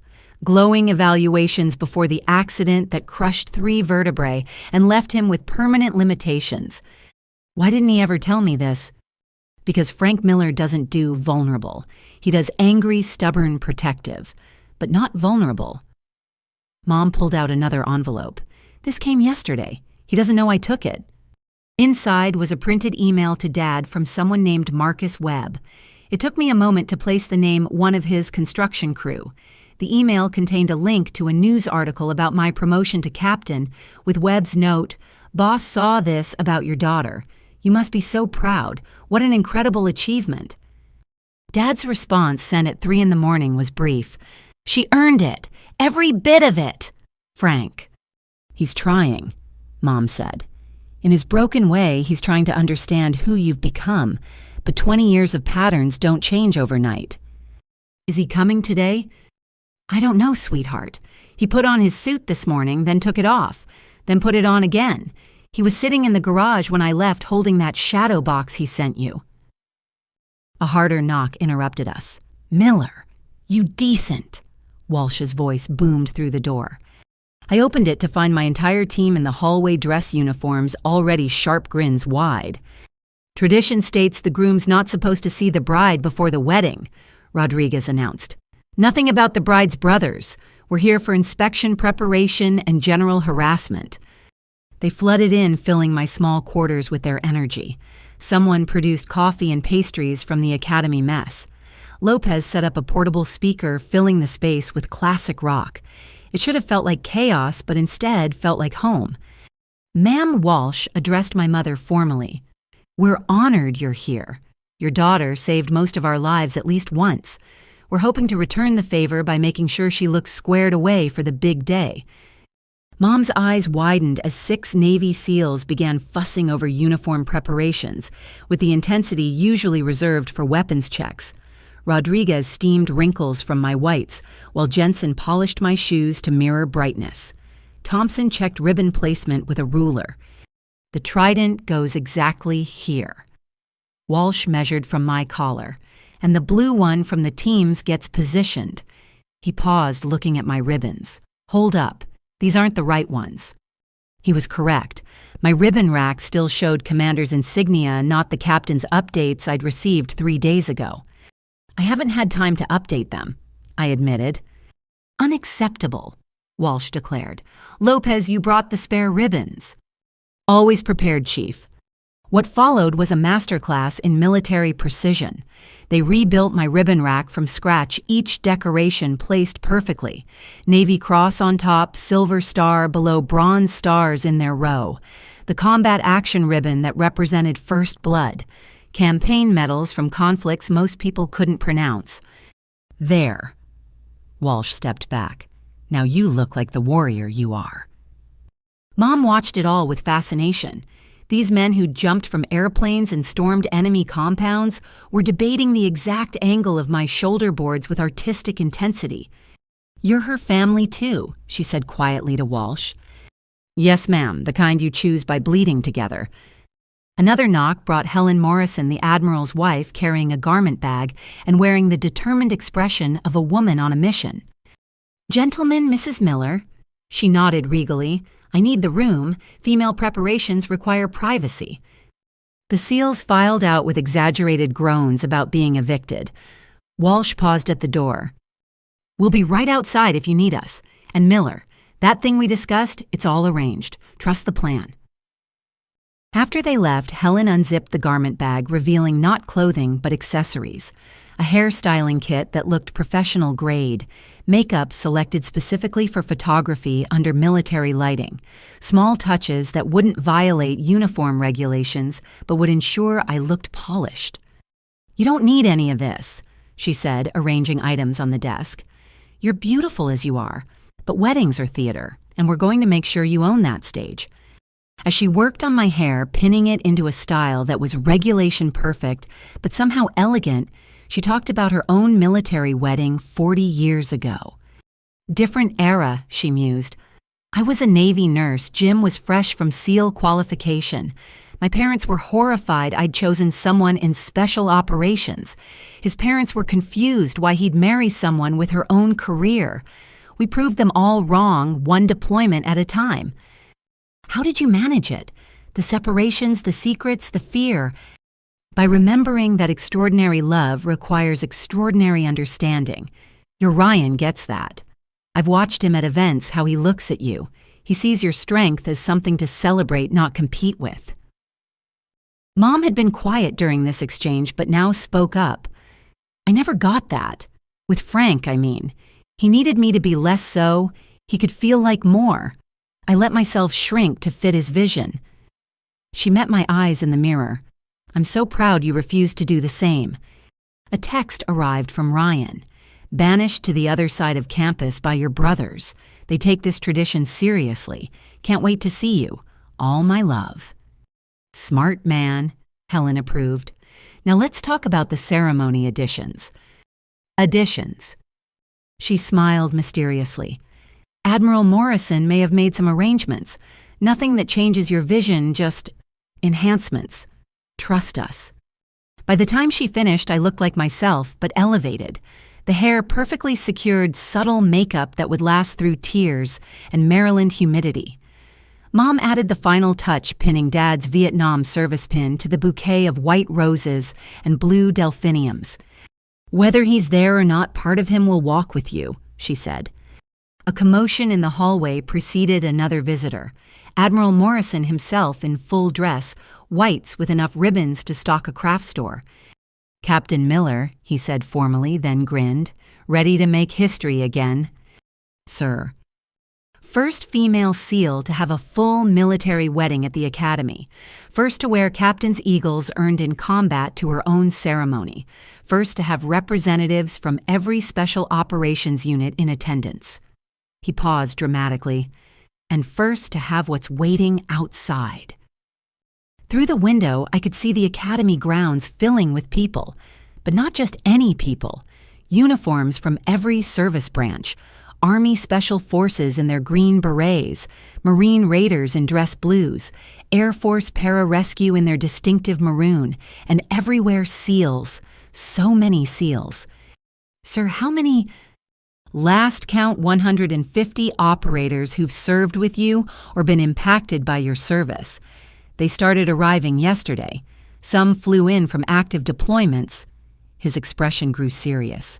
"They're here to stand witness, to show your family what their daughter means to the Brotherhood." My throat tightened. I don't know what to say. "You don't have to say anything. You've already said it all through 20 years of service. Today we answer back." He left with promises to see me at the chapel. Mom and Helen began gathering the final items, but I needed one more moment. At my desk, I opened the drawer containing letters from female sailors, my first challenge coin, and a photo from Hell Week of my boat crew carrying logs through the surf. A final knock gentler than the others. I opened the door to find a young female ensign in dress whites, ribbons, sparse but stance proud. "Ma'am," she said nervously, "I'm Ensign Sarah Blackwood. I'm sorry to intrude, but I'm commissioning next month as the next female accepted to Bud S. I just wanted to see you, to know it's real." I stepped aside, letting her enter. She looked around the quarters, taking in the uniforms, the preparations, the evidence of a career that had broken barriers. "It's real," I assured her, "and it's going to be the hardest thing you've ever do. They'll expect you to fail. Some will want you to fail, but you'll have something I didn't." "What's that, ma'am?" "Proof that it's possible, and an entire community who knows you belong." I straightened her ribbon rack automatically. "When you graduate, find me. We'll have coffee and swap stories." Her eyes shone. "Yes, ma'am. Thank you, ma'am." After she left, Mom took my hands. "You just changed that girl's life. Probably dozens of lives today alone." "Then maybe it's all been worth it." "Oh, sweetheart," she squeezed gently. "It was always worth it. Some of us just took longer to see it." The clock showed 90 minutes until ceremony time. Somewhere across campus, Ryan was preparing with his groomsmen. In the chapel, hundreds of warriors gathered to witness something unprecedented. And somewhere in Iowa, my father sat in his garage, wrestling with 20 years of stubborn pride. I put on my whites with the same care I'd donned combat gear for missions, each item precisely placed, each medal earned in blood and determination.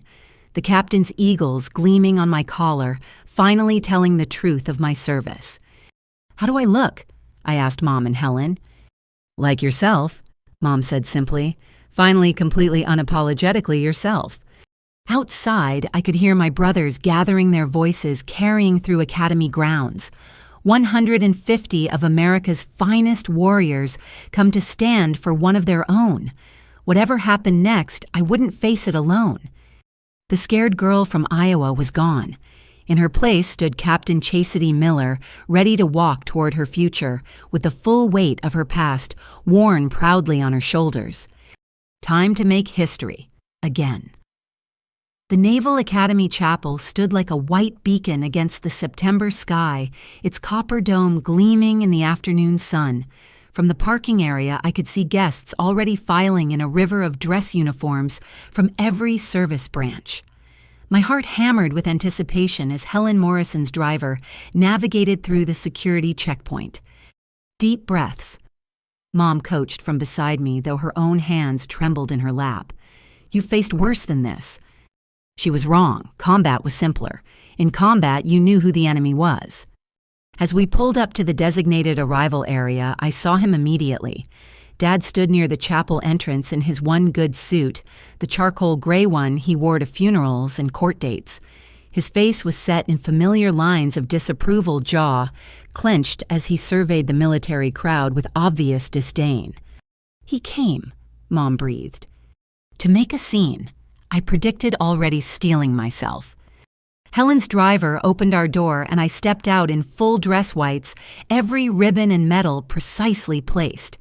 The September breeze caught the fabric and I heard a subtle shift in the crowd's energy. Heads turned. Conversations paused. Someone whispered, "That's her, Captain Miller." Dad's gaze found me across the distance. His eyes traveled from my white shoes up to the captain's eagles on my shoulders, pausing at the rows of ribbons on my chest. For a moment, something flickered across his face. Then his expression hardened into the familiar mask of disappointment. I walked toward the chapel entrance with Mom and Helen flanking me, maintaining military bearing, despite the emotional ambush waiting ahead. Other guests stepped aside, creating a natural pathway. I caught glimpses of faces I recognized, teammates from various operations, medical staff who'd patched me up, intelligence officers who'd provided crucial data for missions. Dad intercepted us at the steps. "So, you're really doing this," he said without preamble, "parading around in costume like you're someone important." Frank, Mom warned, "No, Susan, our daughter needs to hear this." He squared up to me close enough that I could smell his aftershave, the same Old Spice he'd worn my entire life. "You think this makes you special? Playing dress-up with your military friends? A real woman would be in a wedding dress, showing respect for tradition, for family, for God's plan." His voice rose with each word, drawing attention from nearby guests. I saw Walsh and Rodriguez moving closer, protective instincts engaged. But I held up a subtle hand, keeping them back. This was my fight. "Are you finished?" I asked quietly when he paused for breath. "I'm just getting started. 20 years of this nonsense, and now you want to contaminate your wedding day with it too? Your sisters had proper weddings, white dresses, church ceremonies, normal celebrations. But you," he gestured dismissively at my uniform, "you always have to be different. Always have to prove something." "What exactly am I proving, Dad?" "That you're better than us. Better than the life we gave you." His face flushed darker. "Too good for Iowa. Too good for a normal life.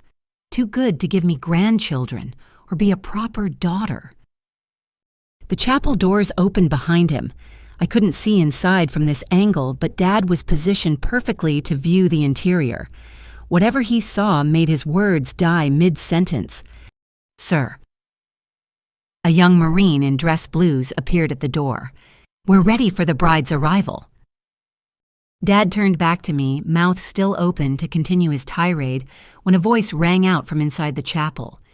"Admiral on deck." The response was instantaneous and thunderous. The sound of 300 boots hitting the floor in perfect unison echoed across the grounds. Through the open doors, I glimpsed the impossible, every single person in the chapel on their feet at attention. But that wasn't what stopped Dad cold. It was what happened next. From the chapel entrance, they filed out in perfect formation. Navy SEALs in dress whites, Army Special Forces in their distinctive green berets, Marine Raiders, Air Force Pararescue, row after row of America's most elite warriors forming up on either side of the chapel steps. 150 special operators creating an honor corridor that stretched from the chapel to where I stood. Walsh stepped forward from the Formation Voice Parade Ground, strong Naval Special Warfare Team 3, present and accounted for. Another SEAL followed, Team 5 present and accounted for. Team 7 all present. Marine Special Operations Regiment 2nd Battalion reporting. Army 5th Special Forces Group standing by. Each unit commander announced their presence voices carrying across the academy grounds. These weren't just individuals who'd happened to attend, these were organized units teams who'd taken leave together, traveled together, stood together. Dad staggered backward a step, face draining of color as he processed the scene. His gaze swung between the formations and me mouth working soundlessly. Admiral Morrison emerged from the chapel in full dress uniform, his chest bearing even more ribbons than mine. He walked directly to me, ignoring Dad entirely. "Captain Miller," he said formally, loud enough for everyone to hear. "Your command is assembled and awaiting your arrival." "My command, Admiral." A slight smile touched his weathered face. "Every operator here has served with you, been saved by you, or inspired by you. They've requested the honor of standing witness to your marriage." He paused, letting the weight of his words settle. "We've had presidents and foreign dignitaries married in this chapel, Captain, but we've never had this many warriors volunteer to attend. You've united the special operations community in a way I've never seen." He turned slightly, finally acknowledging Dad's presence. "Mr. Miller, I presume I'm Admiral James Morrison, Commander, Naval Special Warfare. Your daughter saved my son's life in Afghanistan. She's also personally responsible for rescuing over 200 civilians from combat zones, eliminating threats to national security I can't discuss, and paving the way for every woman who will follow her into special operations." Dad's mouth opened, closed, opened again. No sound emerged. Morrison continued relentlessly. "The ribbons on her chest represent valor most people can't imagine. That Navy Cross awarded for actions so classified, we can't tell you what she did, only that she saved an entire platoon. The Silver Star earned while wounded, continuing to fight while bleeding out to ensure her team's survival. Each ribbon is a story of courage that would break lesser people." I didn't. Dad's voice came out strangled. "No, sir, you didn't know, because Captain Miller never told you. Heroes rarely brag about their heroism." Morrison's tone carried judgment wrapped in military courtesy. "Now, if you'll excuse us, we have a ceremony to commence." But the surprises weren't done. Senator Hayes appeared next, somehow managing to look both paternal and politically powerful in his tailored suit. "Ah, Mr. Miller," he said smoothly. "William Hayes. I've heard so much about you from Chastity, all she's overcome to get here today." The subtle emphasis on overcome wasn't lost on anyone. "As chairman of the Armed Services Committee, I want to personally thank you for raising such an exceptional American hero. The nation owes you a debt for your daughter's service." Dad looked like he'd been hit by a truck. The construction foreman who ruled his small domain with iron authority was suddenly faced with power he couldn't comprehend. Admirals and senators speaking to him, 300 warriors standing at attention, his youngest daughter at the center of it all. Amy and Jessica had arrived at some point hovering near the parking area. Their faces showed the same shock as Dad's mascara, already running as they took in the scene. "Chastity," Jessica called out tentatively. Are all these people here for you?" Rodriguez couldn't help himself. "Every one of us, ma'am. Your sister's a legend in our community." "The ghost of Kandahar," someone called out from formation. "Angel of Ramadi," another voice added. "First female trident. Best point operator in the teams." The tributes came from throughout the formation warriors, who never praised lightly, offering testimonies to my service. Each declaration hit Dad like a physical blow truth, destroying 20 years of dismissive assumptions. "Enough," I said quietly, but my voice carried. The tributes stopped instantly. "Thank you all for being here, for standing with me, for showing my family who you've allowed me to become." I looked directly at Dad. "This isn't costume play. This isn't pretense. This is who I am, who I've always been, even when you couldn't see it." The formations remained perfectly still, 300 warriors bearing witness to a different kind of battle, the personal kind that left different scars. Mom stepped forward, taking Dad's arm. "Frank, we should take our seats." He resisted for a moment, still staring at me like he'd never seen me before. Then his gaze dropped to the shadow box he'd been carrying, his own military memorabilia, the remnants of dreams cut short by injury and circumstance. "Your medals," he said hoarsely, "they're real." "Everyone earned Sir Walsh confirmed from the formation. Your daughter's the finest officer I've ever served with." Something broke in Dad's expression. The anger that had sustained him for 20 years cracked, revealing something raw underneath. Fear, pride, regret, all warring for dominance. He stopped, started again. "I need to sit down." Mom guided him toward the chapel entrance, but he paused at the first row of seals. His hand trembled as he raised it to his forehead in an unpracticed salute. Not to them, but toward me. The gesture was clumsy, incorrect in form, but devastating in intent. Frank Miller, who'd been denied his chance to serve, saluting the daughter who'd exceeded his abandoned dreams. I returned the salute properly, holding it until he dropped his hand and stumbled into the chapel. "Well," Admiral Morrison said after a moment, "that was educational. Shall we proceed with your entrance, Captain?" The formations shifted, creating the honor corridor I'd walk through, but I needed one more moment. At the bottom of the steps, I turned to face the assembled warriors. "Thank you," I said simply, "for answering the call, for standing up, for being my family when blood wasn't enough. Hoo-yah!" The response thundered across the academy grounds, 300 voices united. I began the walk through the corridor of heroes, each face a memory, a mission, a moment when we'd trusted each other with everything. These men and women had seen me at my worst and best. They'd never questioned my worth, only supported my growth. Inside the chapel, every pew was packed. The civilian guests, Ryan's medical colleagues and family friends, were vastly outnumbered by uniforms.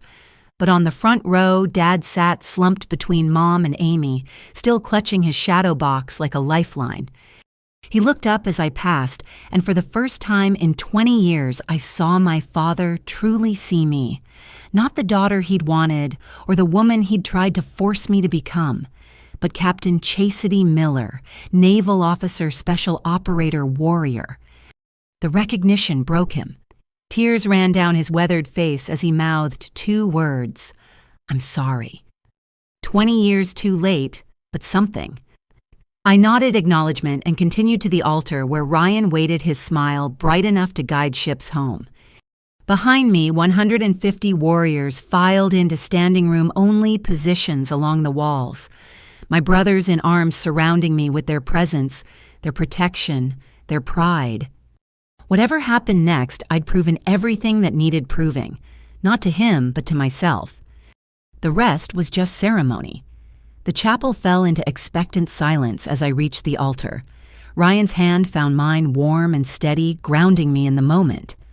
Reverend Captain Thomas, the Naval Academy chaplain, smiled warmly as he prepared to begin the ceremony. But Admiral Morrison stepped forward first, moving to the pulpit with purpose. Ladies and gentlemen, his voice filled the sacred space. Before we begin this joyous union, I've been asked to share something with you. In military tradition, we honor our own by telling their stories. Today you'll hear one that's been classified hidden and denied for too long. Dad shifted in his seat, Mom's hand clutching his arm. I felt Ryan squeeze my fingers gently, offering silent support for whatever was coming. Morrison continued. 20 years ago, a young woman from Iowa walked into a Navy recruiting station. She was told women couldn't be SEALs. She was told she'd wash out. She was told to find something more suitable. His gaze found Dad. She was told these things by many people, including those who should have supported her most. But Petty Officer 3rd Class Miller didn't listen. She reported to Bud S, where instructors tried to break her, where classmates bet on her failure, where every evolution was made harder because of her gender. She survived Hell Week. She earned her trident. She became what everyone said was impossible. Murmurs rippled through the civilian guests who didn't know this history. The military members remained stone still, attention absolute. Then she deployed. Afghanistan first, a hostage rescue operation in Kandahar province. Morrison's voice took on a harder edge.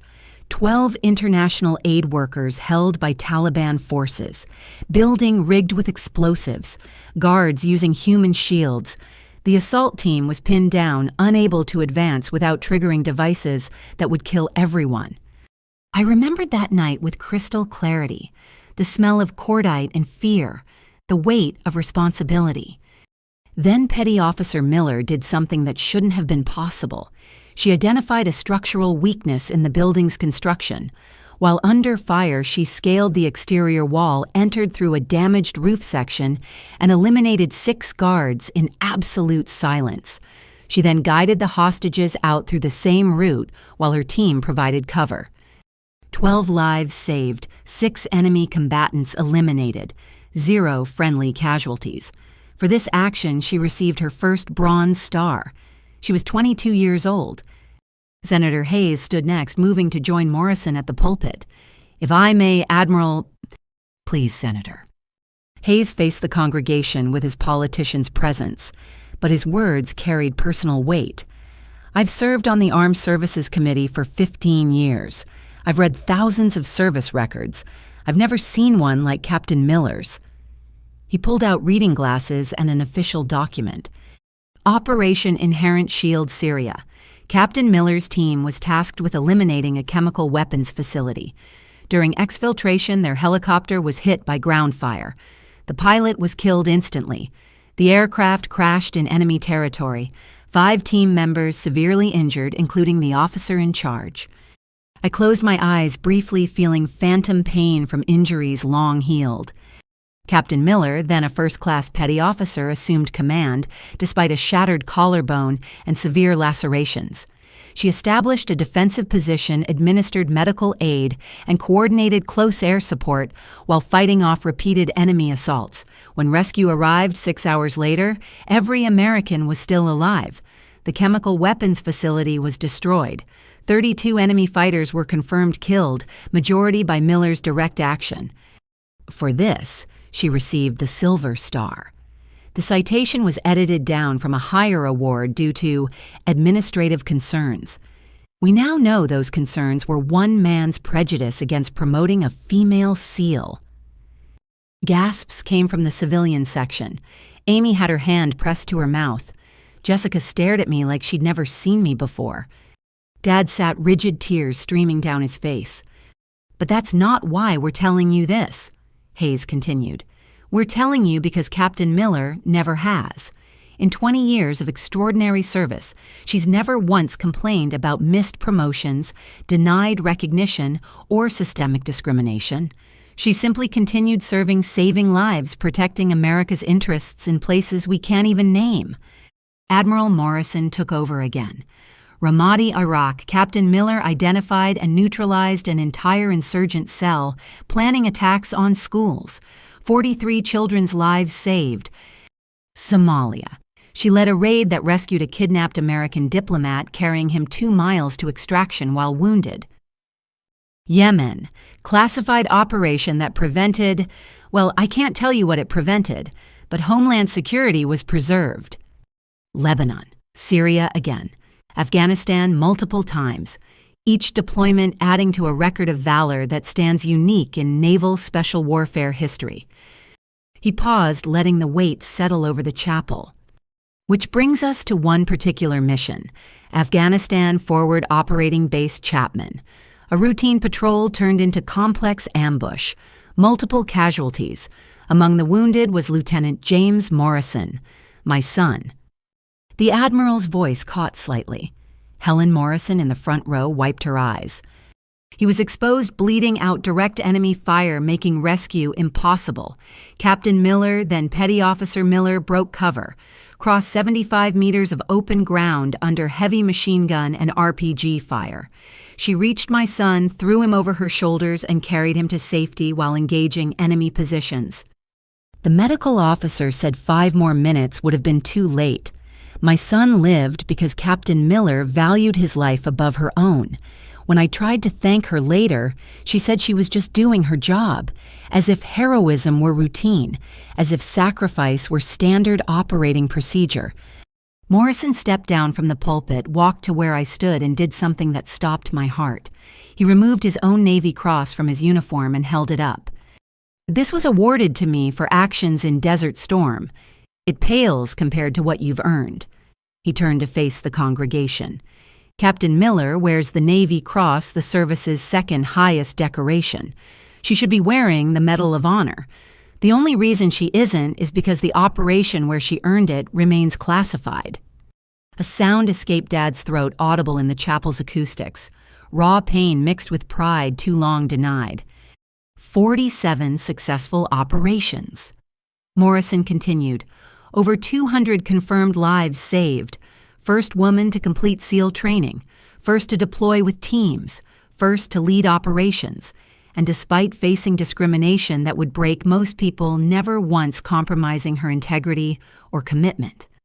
Senator Hayes returned to the pulpit. There's one more thing.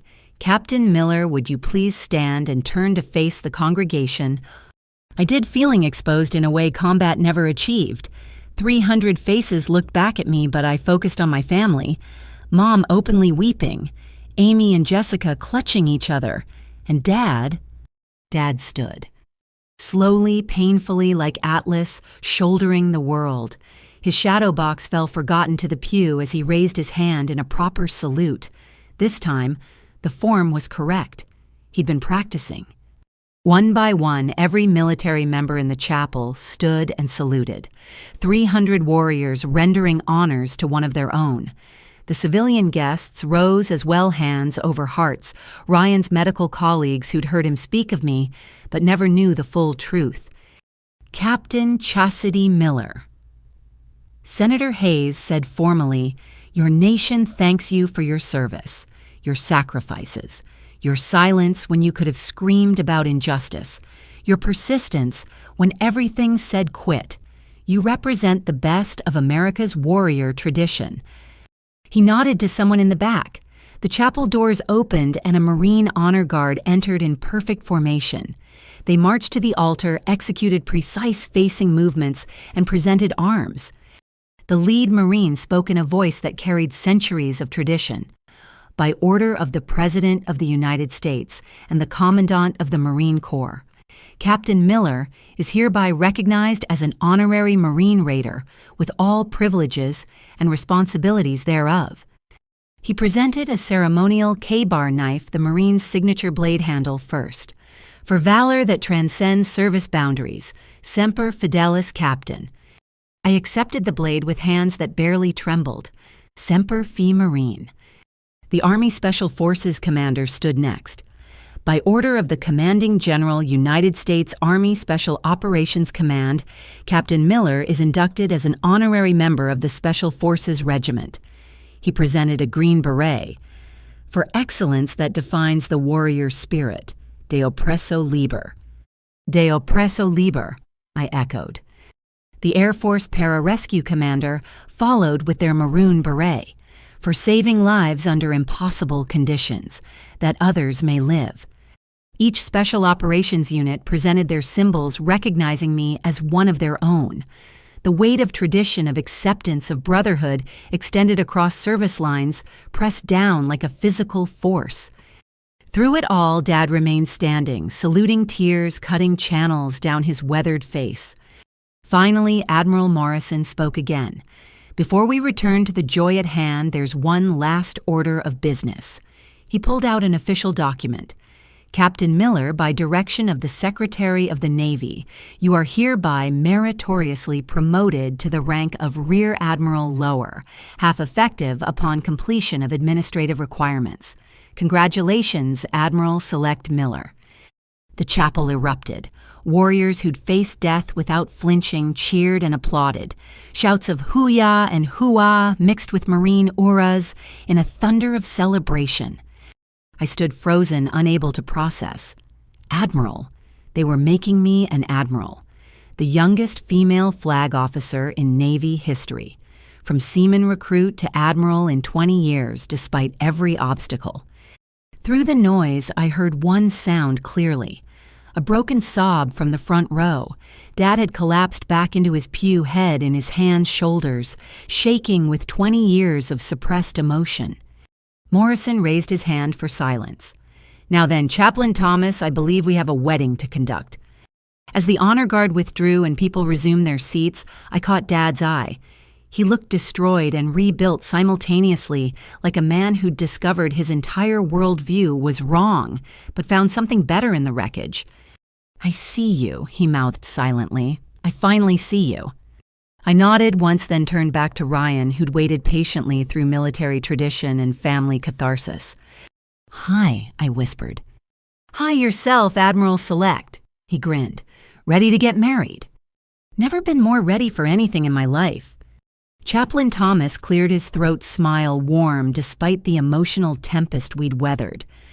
Dearly beloved, we are gathered here today. The ceremony could finally begin, but everything had already changed. The recognition I'd never sought had been given. The father I'd lost to pride had been found in humility. The family that never understood had finally seen. All it had taken was 300 warriors standing witness to truth, too long hidden. The traditional wedding ceremony flowed with military precision. Ryan and I exchanged vows while 300 warriors bore witness their presence, transforming the sacred space into something beyond a chapel. This was a brotherhood, a sisterhood, a family forged in sacrifice. I, Ryan, take you, Chastity, to be my wife. His voice carried clear and strong. To stand beside you in peace and in war, to honor your service as you honor mine, to love the warrior and the woman with equal devotion. Through the blur of joy, I remained aware of movement in the front row. Dad sat hunched forward, shoulders shaking with silent sobs, while Mom rubbed his back in gentle circles. 20 years of rigid control had finally shattered. I chastity take you, Ryan, to be my husband, to share my victories and my scars, to trust you with secrets I can't speak and truths I can't hide, to build a life where both our callings find home. Chaplain Thomas smiled warmly as we completed the traditional exchanges. The rings, please. But as Ryan's best man stepped forward, a disturbance rippled through the congregation. Dad was standing again, swaying slightly, hand raised like a student desperate to be called upon.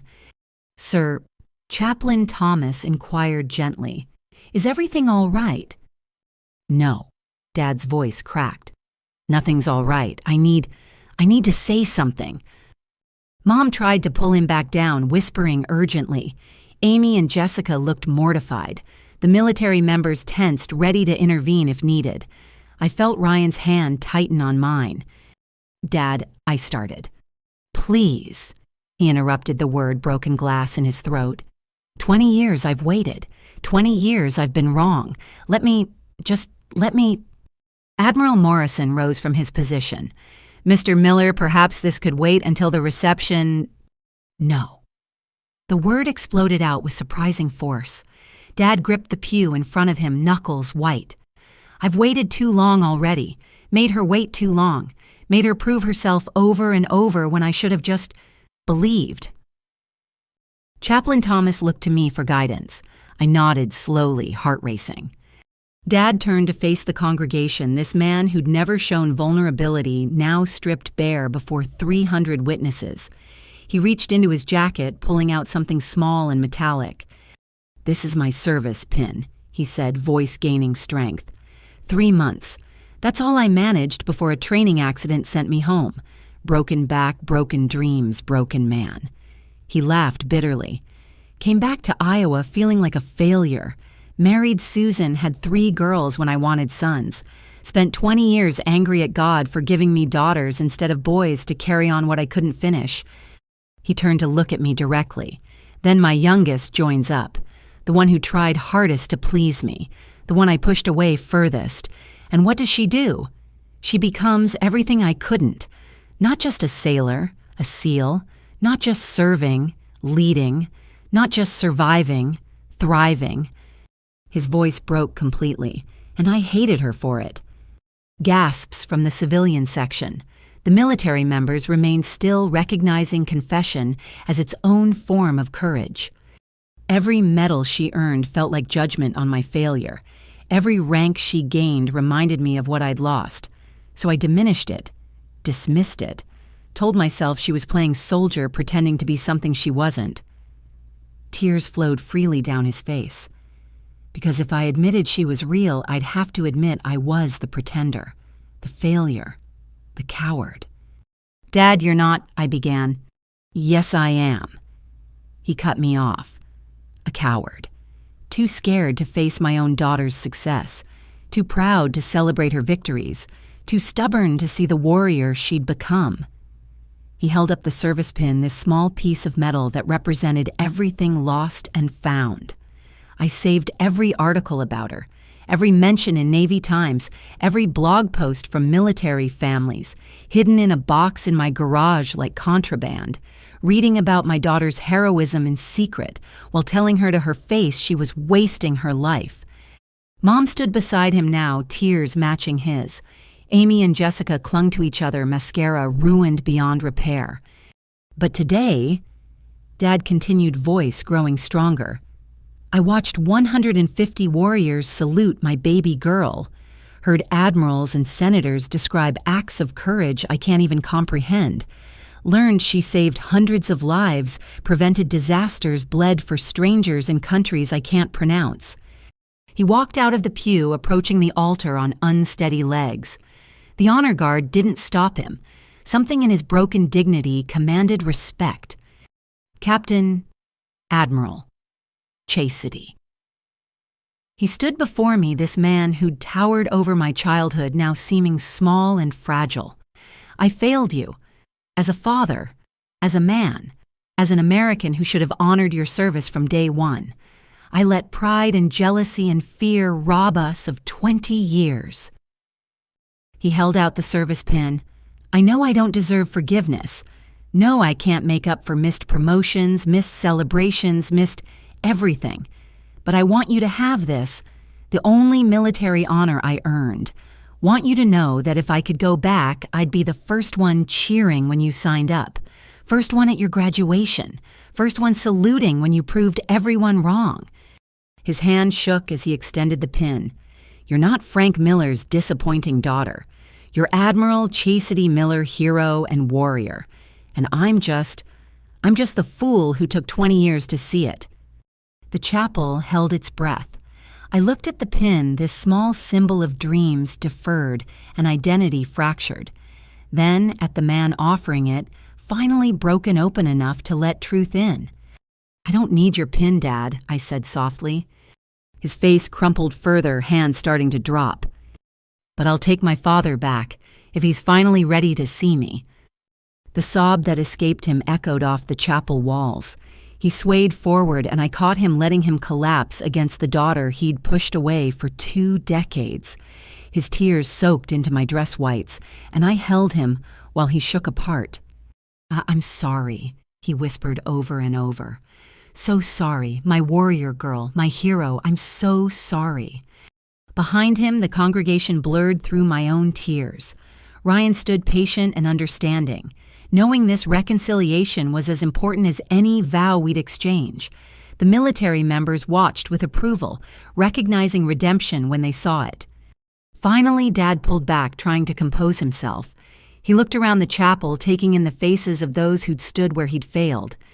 "You protected her," he addressed the military members.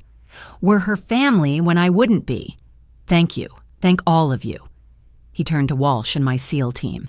"You believed in her when her own father didn't. I owe you everything." Walsh stepped forward from his position. "With respect, sir, we didn't do her any favors. Your daughter earned every bit of respect she's given.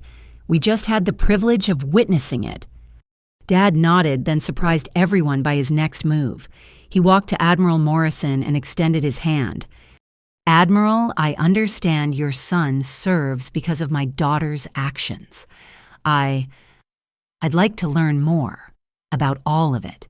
The missions you can talk about, the ones you can't, the daughter I never knew." His voice steadied with new purpose. "I've got years of ignorance to overcome. Could you help me understand?" Morrison shook his hand firmly. "Mr. Miller, educating families about their heroes' service is part of our mission. I'll personally ensure you learn everything classification allows." Dad returned to me, standing straighter despite tear-stained cheeks. He unpinned the Vietnam service pin from his jacket. "I know you're wearing it on your bouquet," he said, "but could you wear it on your uniform? Just for today, let an old fool pretend he contributed something to the warrior you became." I took the pin, attaching it beneath my ribbons where regulations allowed personal items. "You contributed more than you know, Dad. The determination you showed despite injury, the way you built a business from nothing, the stubbornness that drove me crazy, I inherited all of that. Used it to survive Hell Week, complete missions, keep pushing when everything said quit. You got the best parts," he said roughly, "left the worst behind." "I got all of it, just learned to aim it better." He laughed through tears, the sound rusty but real. Then with dignity that transcended his breaking, he returned to his pew, but not before stopping to salute me properly, holding it until I returned the gesture. "Now then," Chaplain Thomas said gently, "shall we continue with the rings?" The rest of the ceremony flowed like water returning to its course. Rings exchanged vows, completed pronouncements made. But when Chaplain Thomas announced, "You may kiss your bride," the chapel erupted in celebration that went beyond normal wedding joy. This was recognition of something greater. Love found despite odds, family redeemed through truth, a warrior finally fully seen by all who mattered. As Ryan and I turned to face the congregation as husband and wife, the military members snapped to attention. One voice rang out. "Ladies and gentlemen, Mr. and Mrs. Ryan Hayes and Admiral-Select Chastity Miller. Lenses." The roar that followed could have been heard at Quantico. Warriors who'd faced death without flinching cheered themselves hoarse. Dad stood in the front row applauding until his hands had to hurt, tears still flowing, but mixed now with a pride 20 years overdue. We processed down the aisle through an arch of raised swords tradition, and transformation merged into one perfect moment. At the chapel door, I paused, looking back at the sacred space where so much had shifted.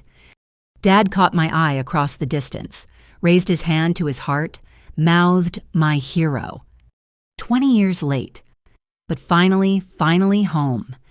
The reception hall at the Naval Academy gleamed with military precision and wedding elegance combined.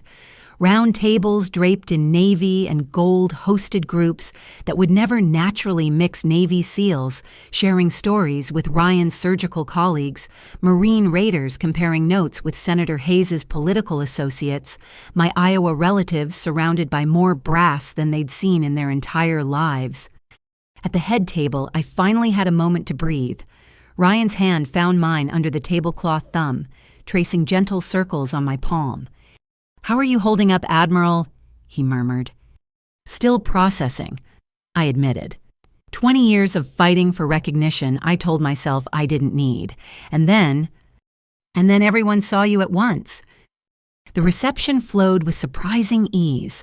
Admiral Morrison had arranged for a military coordinator who seamlessly blended traditions.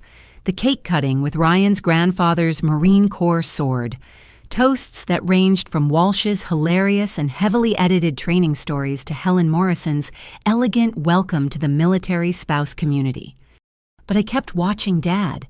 He sat at the family table like a man reborn, leaning forward to catch every word as various operators stopped by to share sanitized stories about my service. Each tale seemed to rebuild him, replacing 20 years of willful ignorance with pride that threatened to burst from his chest. The traditional father-daughter dance approached with all the subtlety of an incoming missile. The band leader, a Navy musician, announced it with careful diplomacy.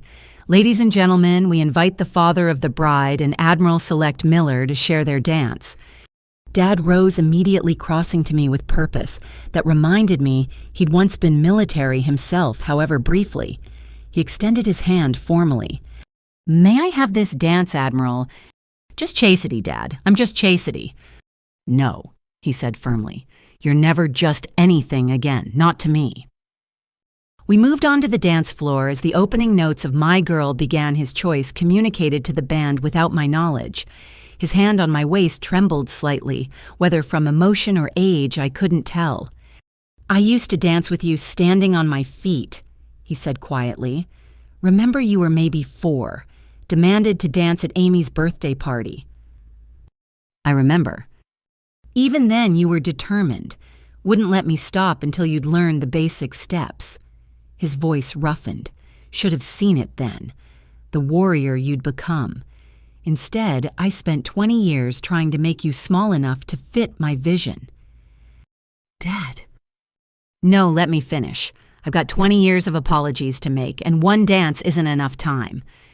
He guided us through a simple box step muscle memory from decades past. "You asked why I saved those articles if I was so disappointed. Truth is, I was never disappointed in you. I was disappointed in myself. Every achievement of yours highlighted my failure. Not my injury, but what I did with it. I let 3 months of service define my entire life. You took 20 years and made them legendary." Around us, other couples had joined the floor. Ryan danced with his mother while Mom partnered with Admiral Morrison. But I barely noticed focused on this man I'd thought I knew completely.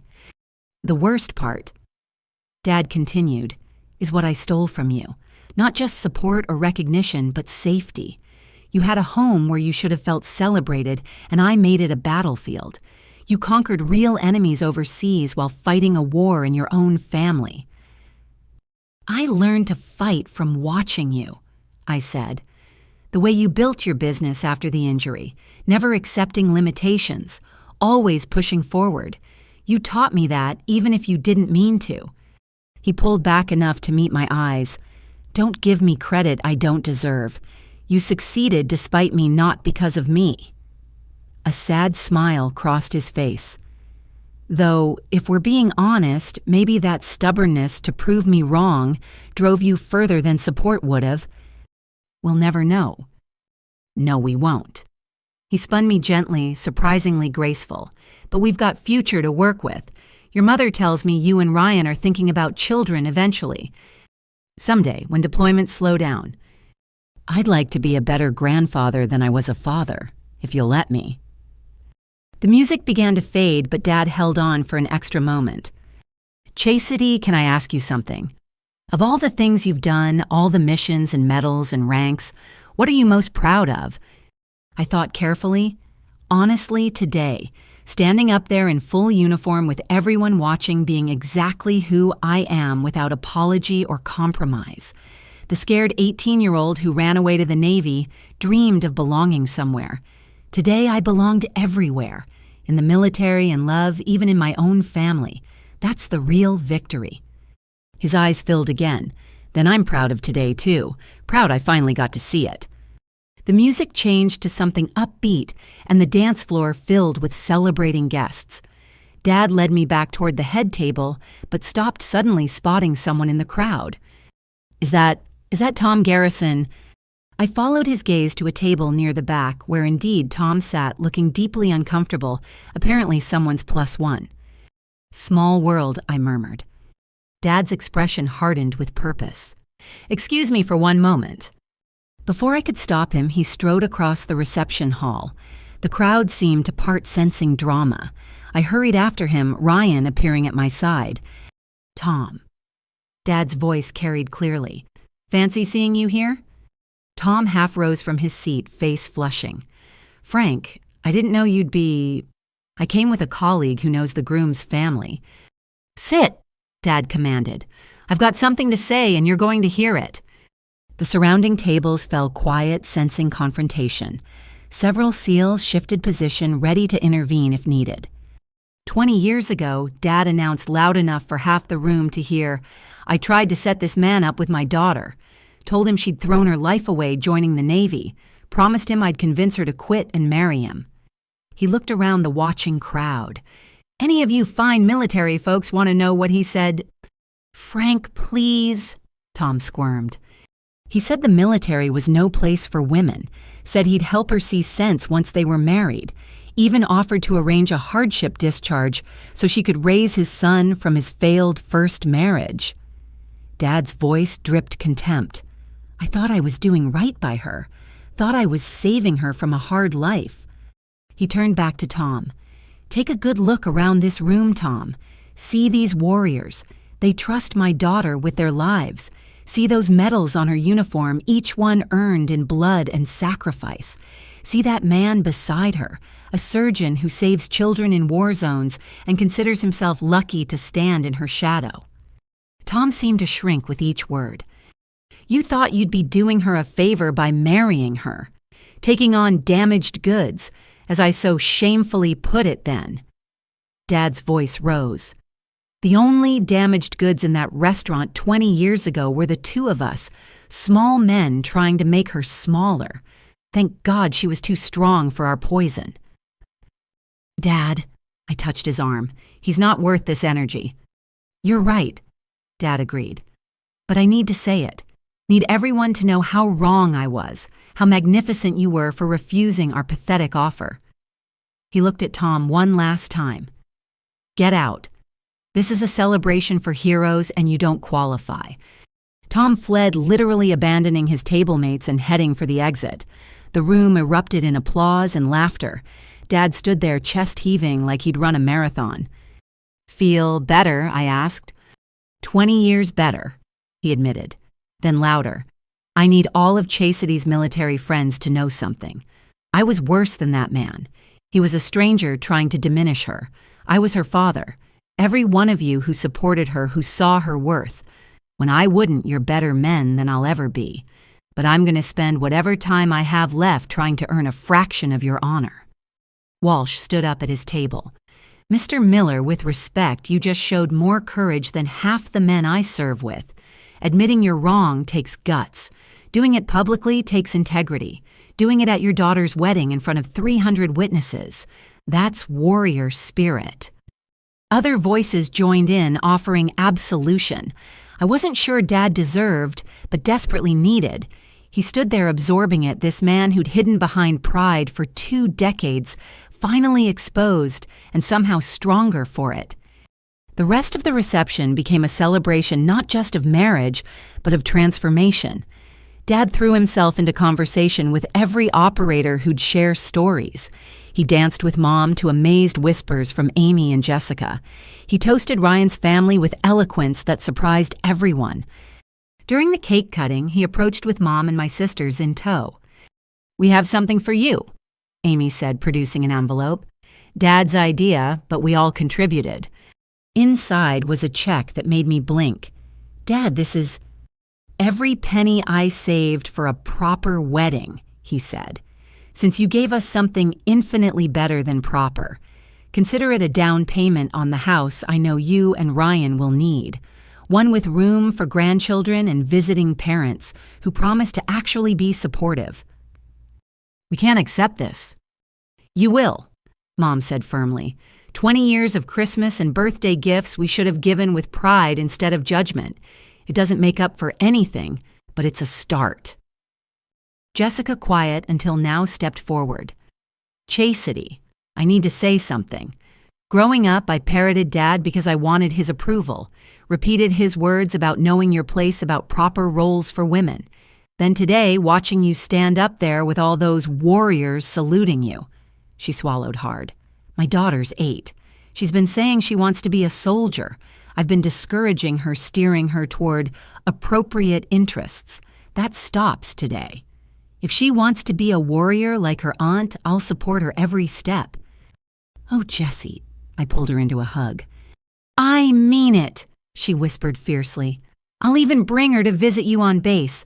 Let her see what's possible, what you made possible. As the evening wound toward its close, I found myself on the terrace overlooking the Severn River. The September air carried hints of autumn, and lights from the Naval Academy bridges created paths across dark water. Ryan found me there, slipping his arms around me from behind. Hiding from your own party. Just processing. Today has been everything, he finished. I know. Your dad asked me if he could visit us in San Diego, wants to understand your world better. What did you tell him? That he'd be welcome, that healing takes time but starts with showing up. He paused. Was that okay? I turned in his arms, looking up at this man who'd stood patiently while my family drama played out on what should have been our day. Perfect, you're perfect. Hardly, but I'm yours, Admiral and all. We kissed as boat horns sounded on the River Naval Academy tradition, blessing our union. Inside the reception, continued laughter and war stories, mixing with wedding joy. My two families' blood and chosen finally occupying the same space. No regrets, Ryan asked against my lips. I thought about it. 20 years of pain transmuted into purpose. A father's rejection transformed into recognition. A wedding that became a reconciliation. None, I said truthfully. Every battle led to this moment. Then let's go celebrate it. We walked back inside, hand in hand, into light and laughter, and a future where I could finally be all of myself with everyone who mattered bearing witness. The complete victory wasn't just Dad seeing me, or the Navy promoting me, or Ryan loving me. It was all of it together. Wounds healed, truth, acknowledged warrior and woman finally fully whole. The Sterling Ballroom's crystal chandeliers cast dancing shadows as the evening reached its golden hour. The formal toasts were complete, the cake demolished by hungry operators, and now the reception had settled into that perfect wedding rhythm of laughter, stories, and celebration. Ladies and gentlemen, the band leader announced, please join the bride and groom on the dance floor. Ryan led me out as the opening notes of At Last by Etta James filled the space. We'd chosen it together, the lyrics speaking to our journey of finding each other after our separate battles. You know, Ryan murmured as we swayed, when I met you in that hospital, I never imagined this. A room full of SEAL senators and family drama. A woman who could unite them all, who could take 20 years of pain and transform it into... He gestured at the scene around us. This. Other couples joined us gradually. Admiral Morrison with Helen, their movement still perfectly synchronized after 40 years. Walsh awkwardly leading a nurse from Ryan's hospital, his combat grace not quite translating to the dance floor. Mom and Dad holding each other like teenagers rediscovering love. The music shifted to something more upbeat, and the floor filled with a mix of military precision and civilian enthusiasm.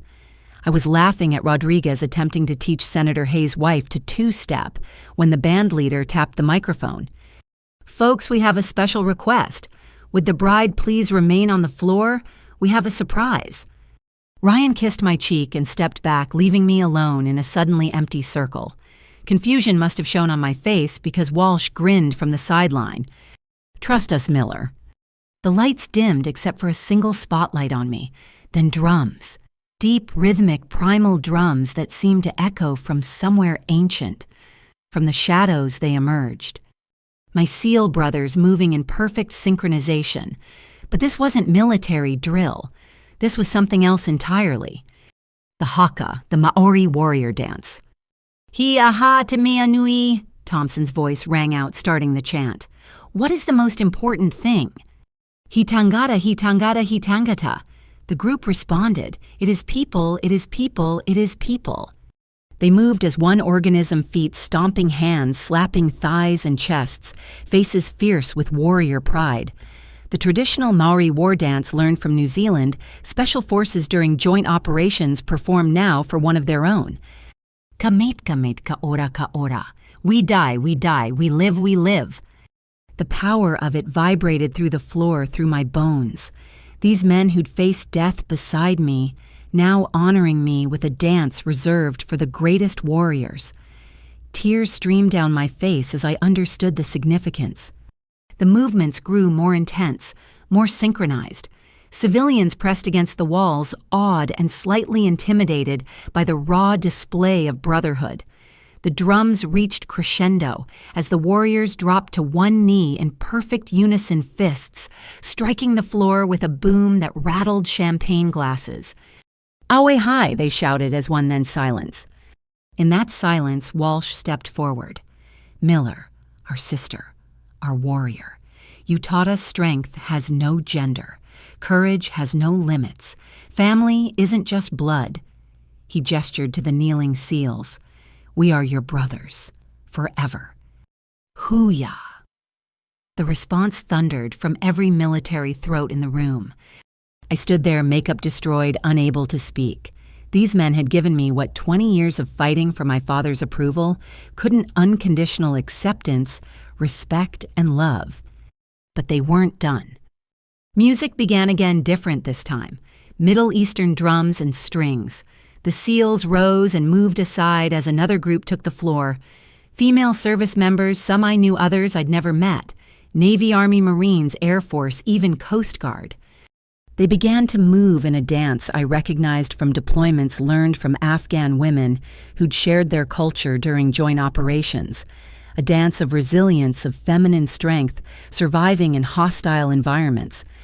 Lieutenant Sarah Blackwood, the young woman who'd visited my quarters that morning, led them. Her movements were uncertain but determined, following the lead of more experienced servicewomen. They circled me, hands linked, creating a protective barrier of sisters in arms. For every woman who was told she couldn't, one called out. For every girl who dreams of serving, another added. "For proving the impossible possible," Sarah said, meeting my eyes, "we dance." They spun faster uniform skirts, flaring regulation shoes, beating ancient rhythms. The dance spoke of generations of women warriors from ancient Amazons to modern operators, all connected by the refusal to accept limitations. As their dance concluded, the two groups merged, male and female warriors creating one circle with me at the center.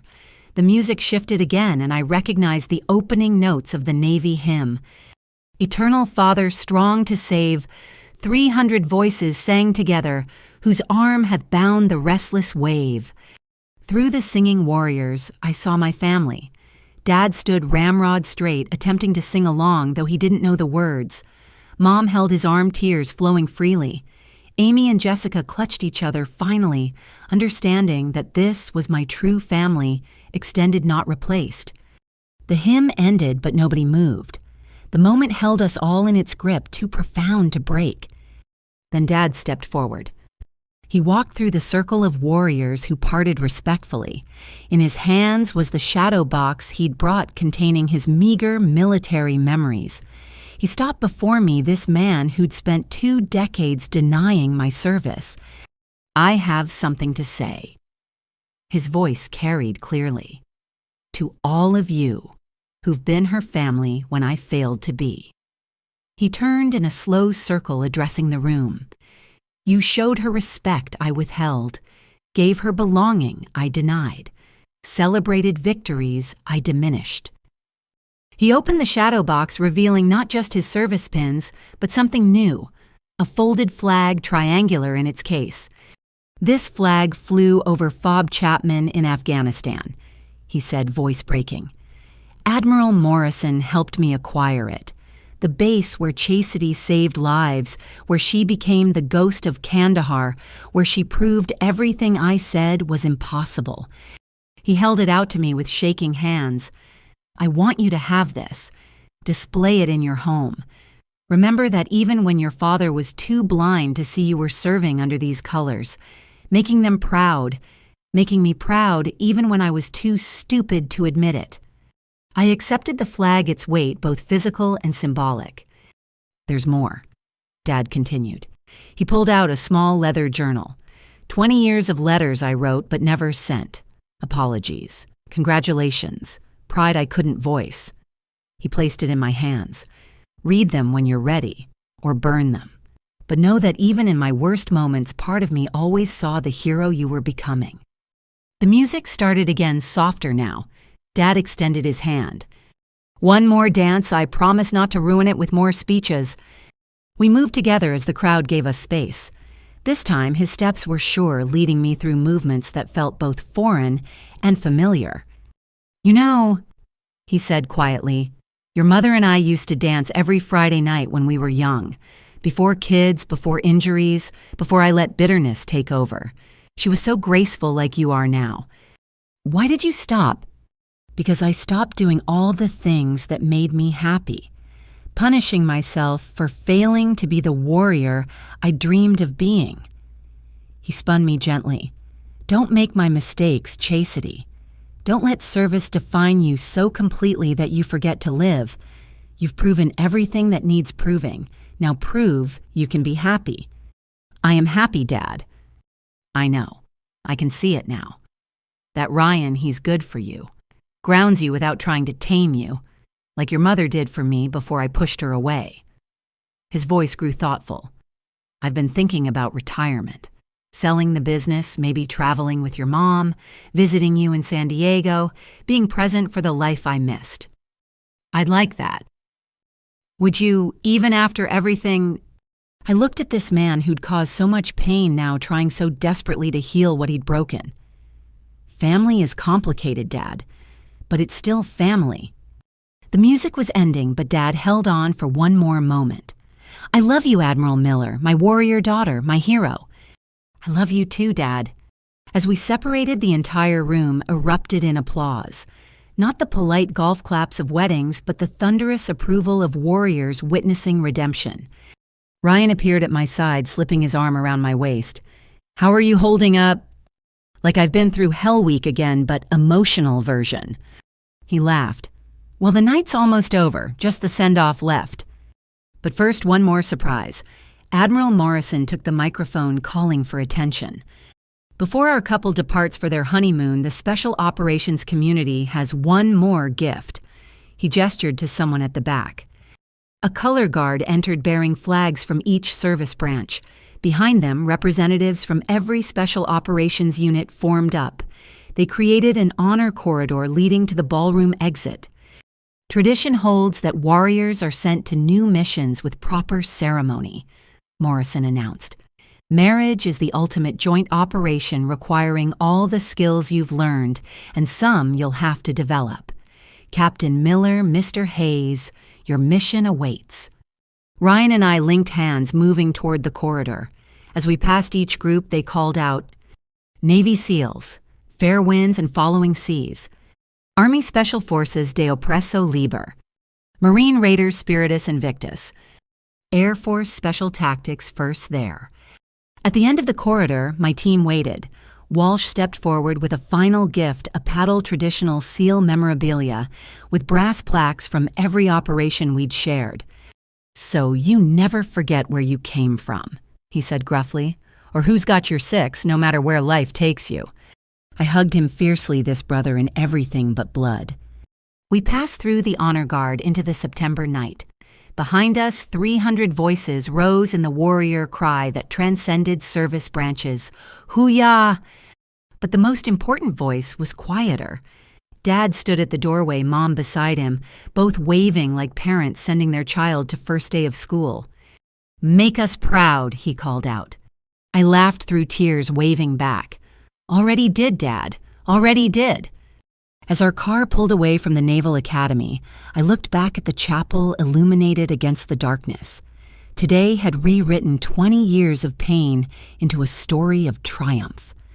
The girl who'd run away to find belonging had discovered it everywhere in the teams, who bled beside her, in the man who loved her completely, and finally in the family who'd learned to see her truly. The dance was over. The real journey together had just begun.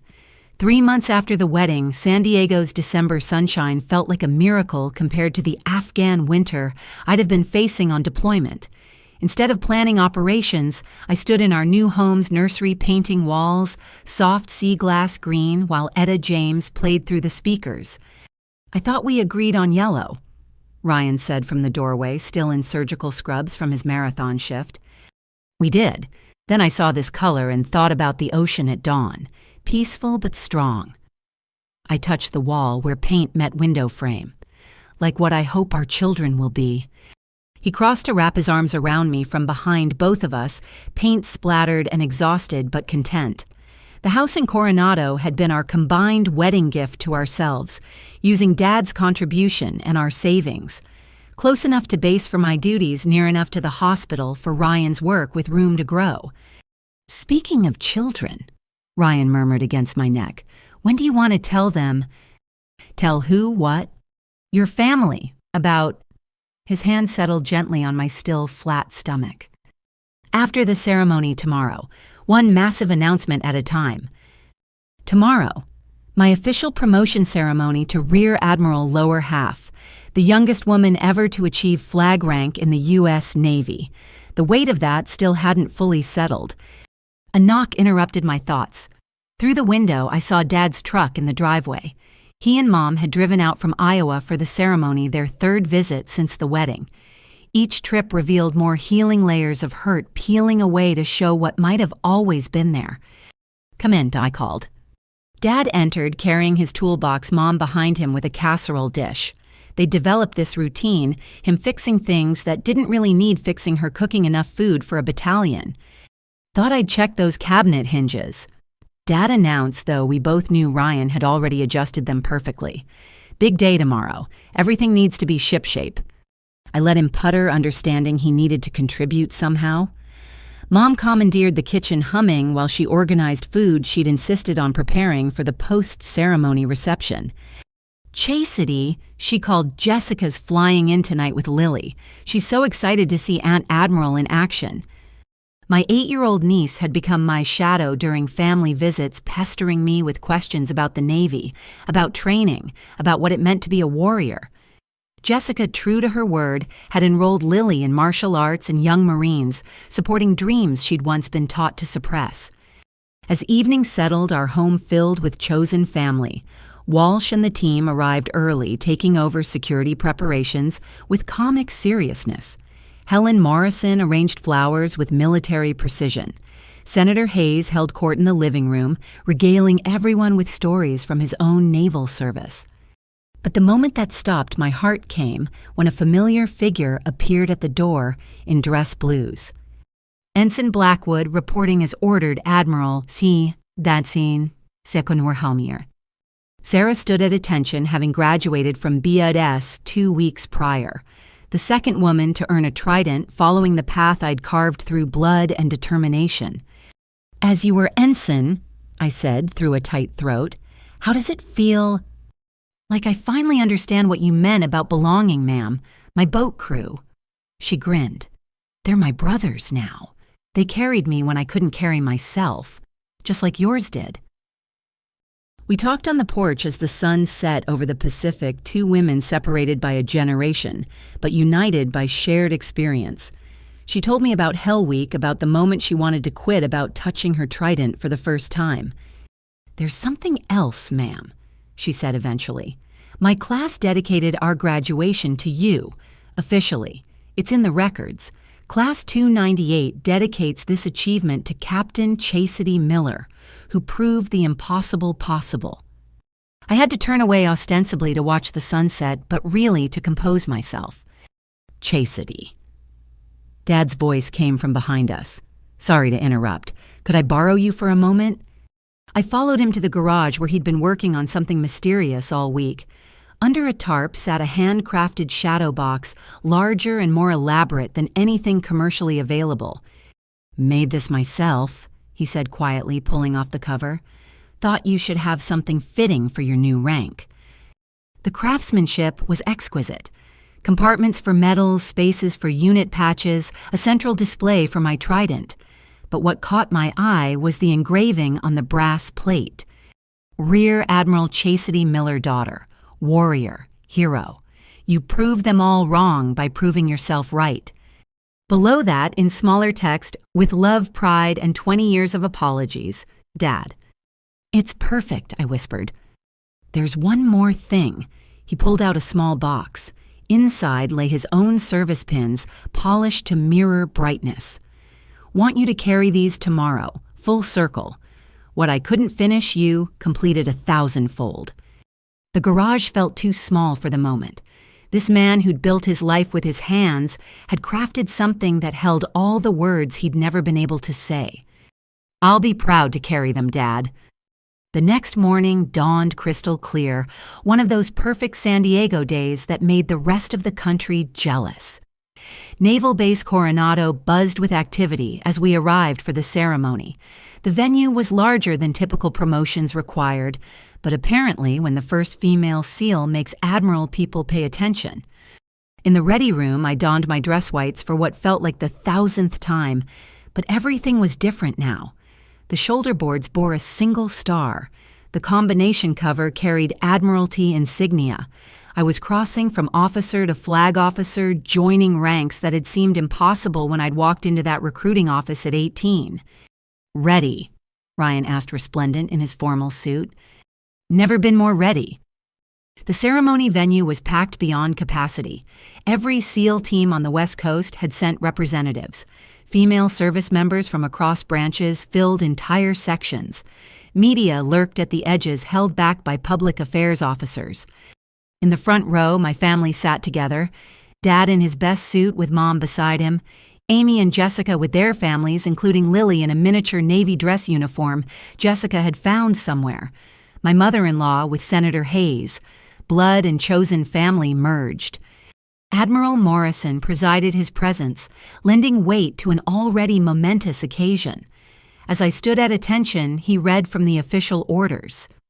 The President of the United States, acting upon the recommendation of the Secretary of the Navy, has placed special trust and confidence in the patriotism, integrity, and abilities of Captain Chastity Miller. The words washed over me, carrying the weight of history. First woman through Bud S., first female SEAL in combat, first to wear these stars earned in the crucible of special operations. When the moment came to exchange shoulder boards, I'd chosen carefully. Ryan would remove the captain's eagles representing the partner who'd supported me. Dad would attach the Admiral's star symbolizing family reconciled. Dad's hands shook slightly as he pinned on the star. He whispered, "Should have been doing this all along, celebrating every promotion. I'm sorry." "You're here now," I whispered back. "That's what matters." Admiral Morrison raised his voice for the oath. I repeated the words I'd said at every advancement, but they carried new weight now. Flag officers led differently. Influence policy shaped the future of naval service. I will support and defend the Constitution of the United States against all enemies, foreign and domestic. As the final words echoed, the crowd erupted. 300 people on their feet applauding not just my achievement, but what it represented. The barrier broken, the path carved, the future opened. Then cutting through the noise, Lily's voice, "That's my Aunt Chastity. She's an admiral. I'm going to be just like her." Even Admiral Morrison cracked a smile at that. The reception flowed with military efficiency and family warmth. I stood in receiving lines, shook hundreds of hands, accepted congratulations that ranged from formal to tearfully emotional. Female service members approached with their daughters asking for photos, sharing stories of how my journey had influenced theirs. During a quiet moment, I found myself outside looking across the base where I'd spent so many years, from trainee to operator to leader to flag officer.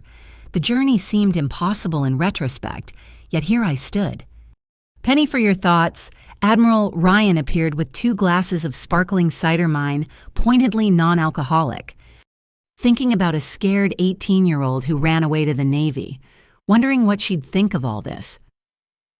I think she'd be proud, amazed, maybe a little terrified of the responsibility. Definitely terrified. I touched the star on my shoulder. This isn't just about me anymore. Every decision I make affects the future of women in special operations. The policies I influence, the doors I open or fail to open. Hey, he turned me to face him. You've been carrying that weight since day one. The only difference now is that the Navy finally recognizes it officially. He was right, of course. Every day, as the only woman in my training class on my teams and operations, I'd carried the burden of representation. Now I had the rank to make real changes. Besides, he added with a grin, you're about to carry something else, ready to tell them all. Inside the reception had reached the toast portion. Walsh had just finished a hilarious and slightly inappropriate story about our first deployment when I took the microphone. Thank you all for being here, I began, for supporting not just me, but what this moment represents. When I joined the Navy, women weren't allowed in combat. When I arrived at Bud S, they said women couldn't be SEALs. When I deployed, they said women couldn't operate at the tip of the spear. I looked around the room. You proved them wrong. We proved them wrong. Together. Applause threatened to derail my speech, but I held up a hand. Today marks a new chapter. As an admiral, I'll have influence over policy, over training, over the future of special operations. I promise to use that influence to ensure no qualified warrior is turned away because of gender, race, or any other irrelevant factor. Excellence will be the only standard. More applause. I waited for quiet. But there's another chapter beginning. Ryan and I have an announcement. I found Dad's eyes in the crowd. You're going to be grandparents, all of you, because this child will be raised by an entire community of warriors. The room exploded. Mom rushed forward, tears streaming. Dad stood frozen until Mom dragged him into the embrace. My sisters squealed like teenagers. The SEALs started chanting, "Baby SEAL, baby SEAL," until Ryan laughingly called for order. Due in June, I added when the noise died down, which gives me 6 months to establish new policies before taking maternity leave. 6 months to prove that warriors can create life as readily as we're trained to take it. The rest of the reception blurred into joy and celebration. Plans were made, advice offered, promises of support that I knew would be kept. This community that had witnessed my transformation from scared recruit to admiral would now watch the next evolution warrior to mother. As the event wound down, I found Dad outside again, sitting on a bench overlooking the ocean. You okay? He patted the space beside him. Your mother told me you're planning to name the baby Francis if it's a boy, after me. Middle name, I confirmed. Ryan Francis Hayes, carrying forward the best parts while making something new. I don't deserve that honor. Dad. I took his weathered hand. We've all made mistakes, held on to hurt too long, let pride override love. But we're here now, together. That's what matters. He squeezed my hand, looking out at the Pacific. Think he'll want to be a SEAL like his mom. Or she. And they'll be whatever they choose. Doctor like Ryan, builder like you, teacher like Mom. Or yes, maybe a warrior. But they'll grow up knowing every path is open. No limitations except the ones they place on themselves. That's good. His voice broke. That's what I should have given you. You gave me stubbornness, determination, the refusal to accept no as final. I leaned against his shoulder. Those gifts served me pretty well. We sat in comfortable silence, watching the sun sink toward the horizon. 20 years of pain had led to this moment of peace. The frightened girl who'd fled Iowa had become an admiral. The father who'd rejected her choices had become her strongest supporter. The family that had fractured had healed into something stronger. Admiral Miller. A young sailor appeared nervous but determined. "Sorry to interrupt, I'm Seaman Martinez. I wanted to thank you. My daughter's 12, wants to be a Marine. I've been telling her to consider other options, easier paths. But seeing you today," she straightened. "I'm going home to tell her she can be anything, even a Marine, even a SEAL if she wants." After she left, Dad chuckled.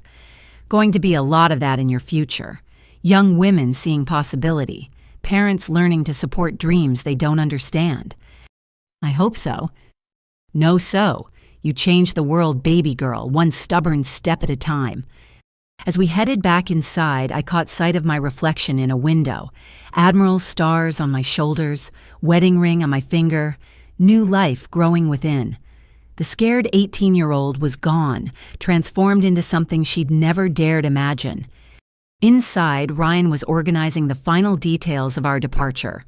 Tomorrow, we'd fly to Australia for a delayed honeymoon. 2 weeks of being just Chastity and Ryan, not Admiral Miller and Dr. Hayes. 2 weeks to rest before the real work began. "Ready?" he asked, wrapping an arm around me.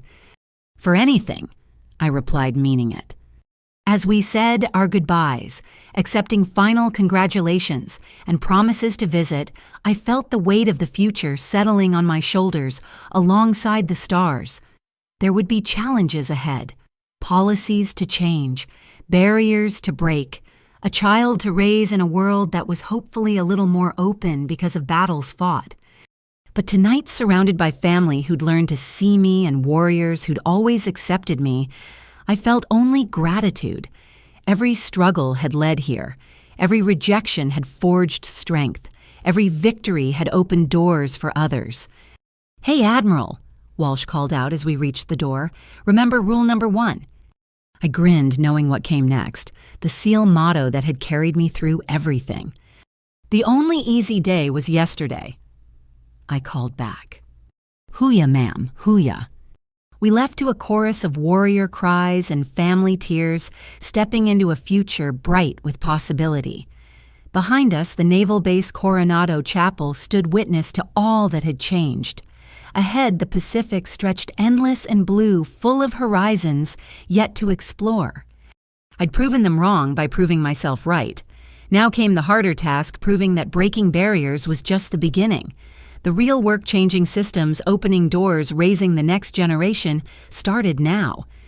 But first 2 weeks of Australian sunshine, with the man who'd seen me clearly when I was still learning to see myself. 2 weeks of being simply Chastity wife and soon-to-be Mother Admiral stars left in the closet while I remembered how to be human. The scared girl from Iowa had become everything they said was impossible. Now it was time to make the impossible normal for everyone who followed. One stubborn, determined step at a time. What barriers have you broken in your own life? What did it take to prove doubters wrong and stay true to yourself? Share your story in the comments below. I'd love to hear about your journey of transformation. If this story resonated with you, please hit the like button and subscribe for more narratives about triumph over adversity, family reconciliation, and the power of refusing to accept limitations. Share this video with someone who needs to hear that their dreams are valid no matter who doubts them. Thank you for joining me on Chastity's incredible journey. Remember, the only easy day was yesterday, but every difficult today builds a stronger tomorrow. Until next time, keep breaking barriers and proving them wrong by proving yourself right.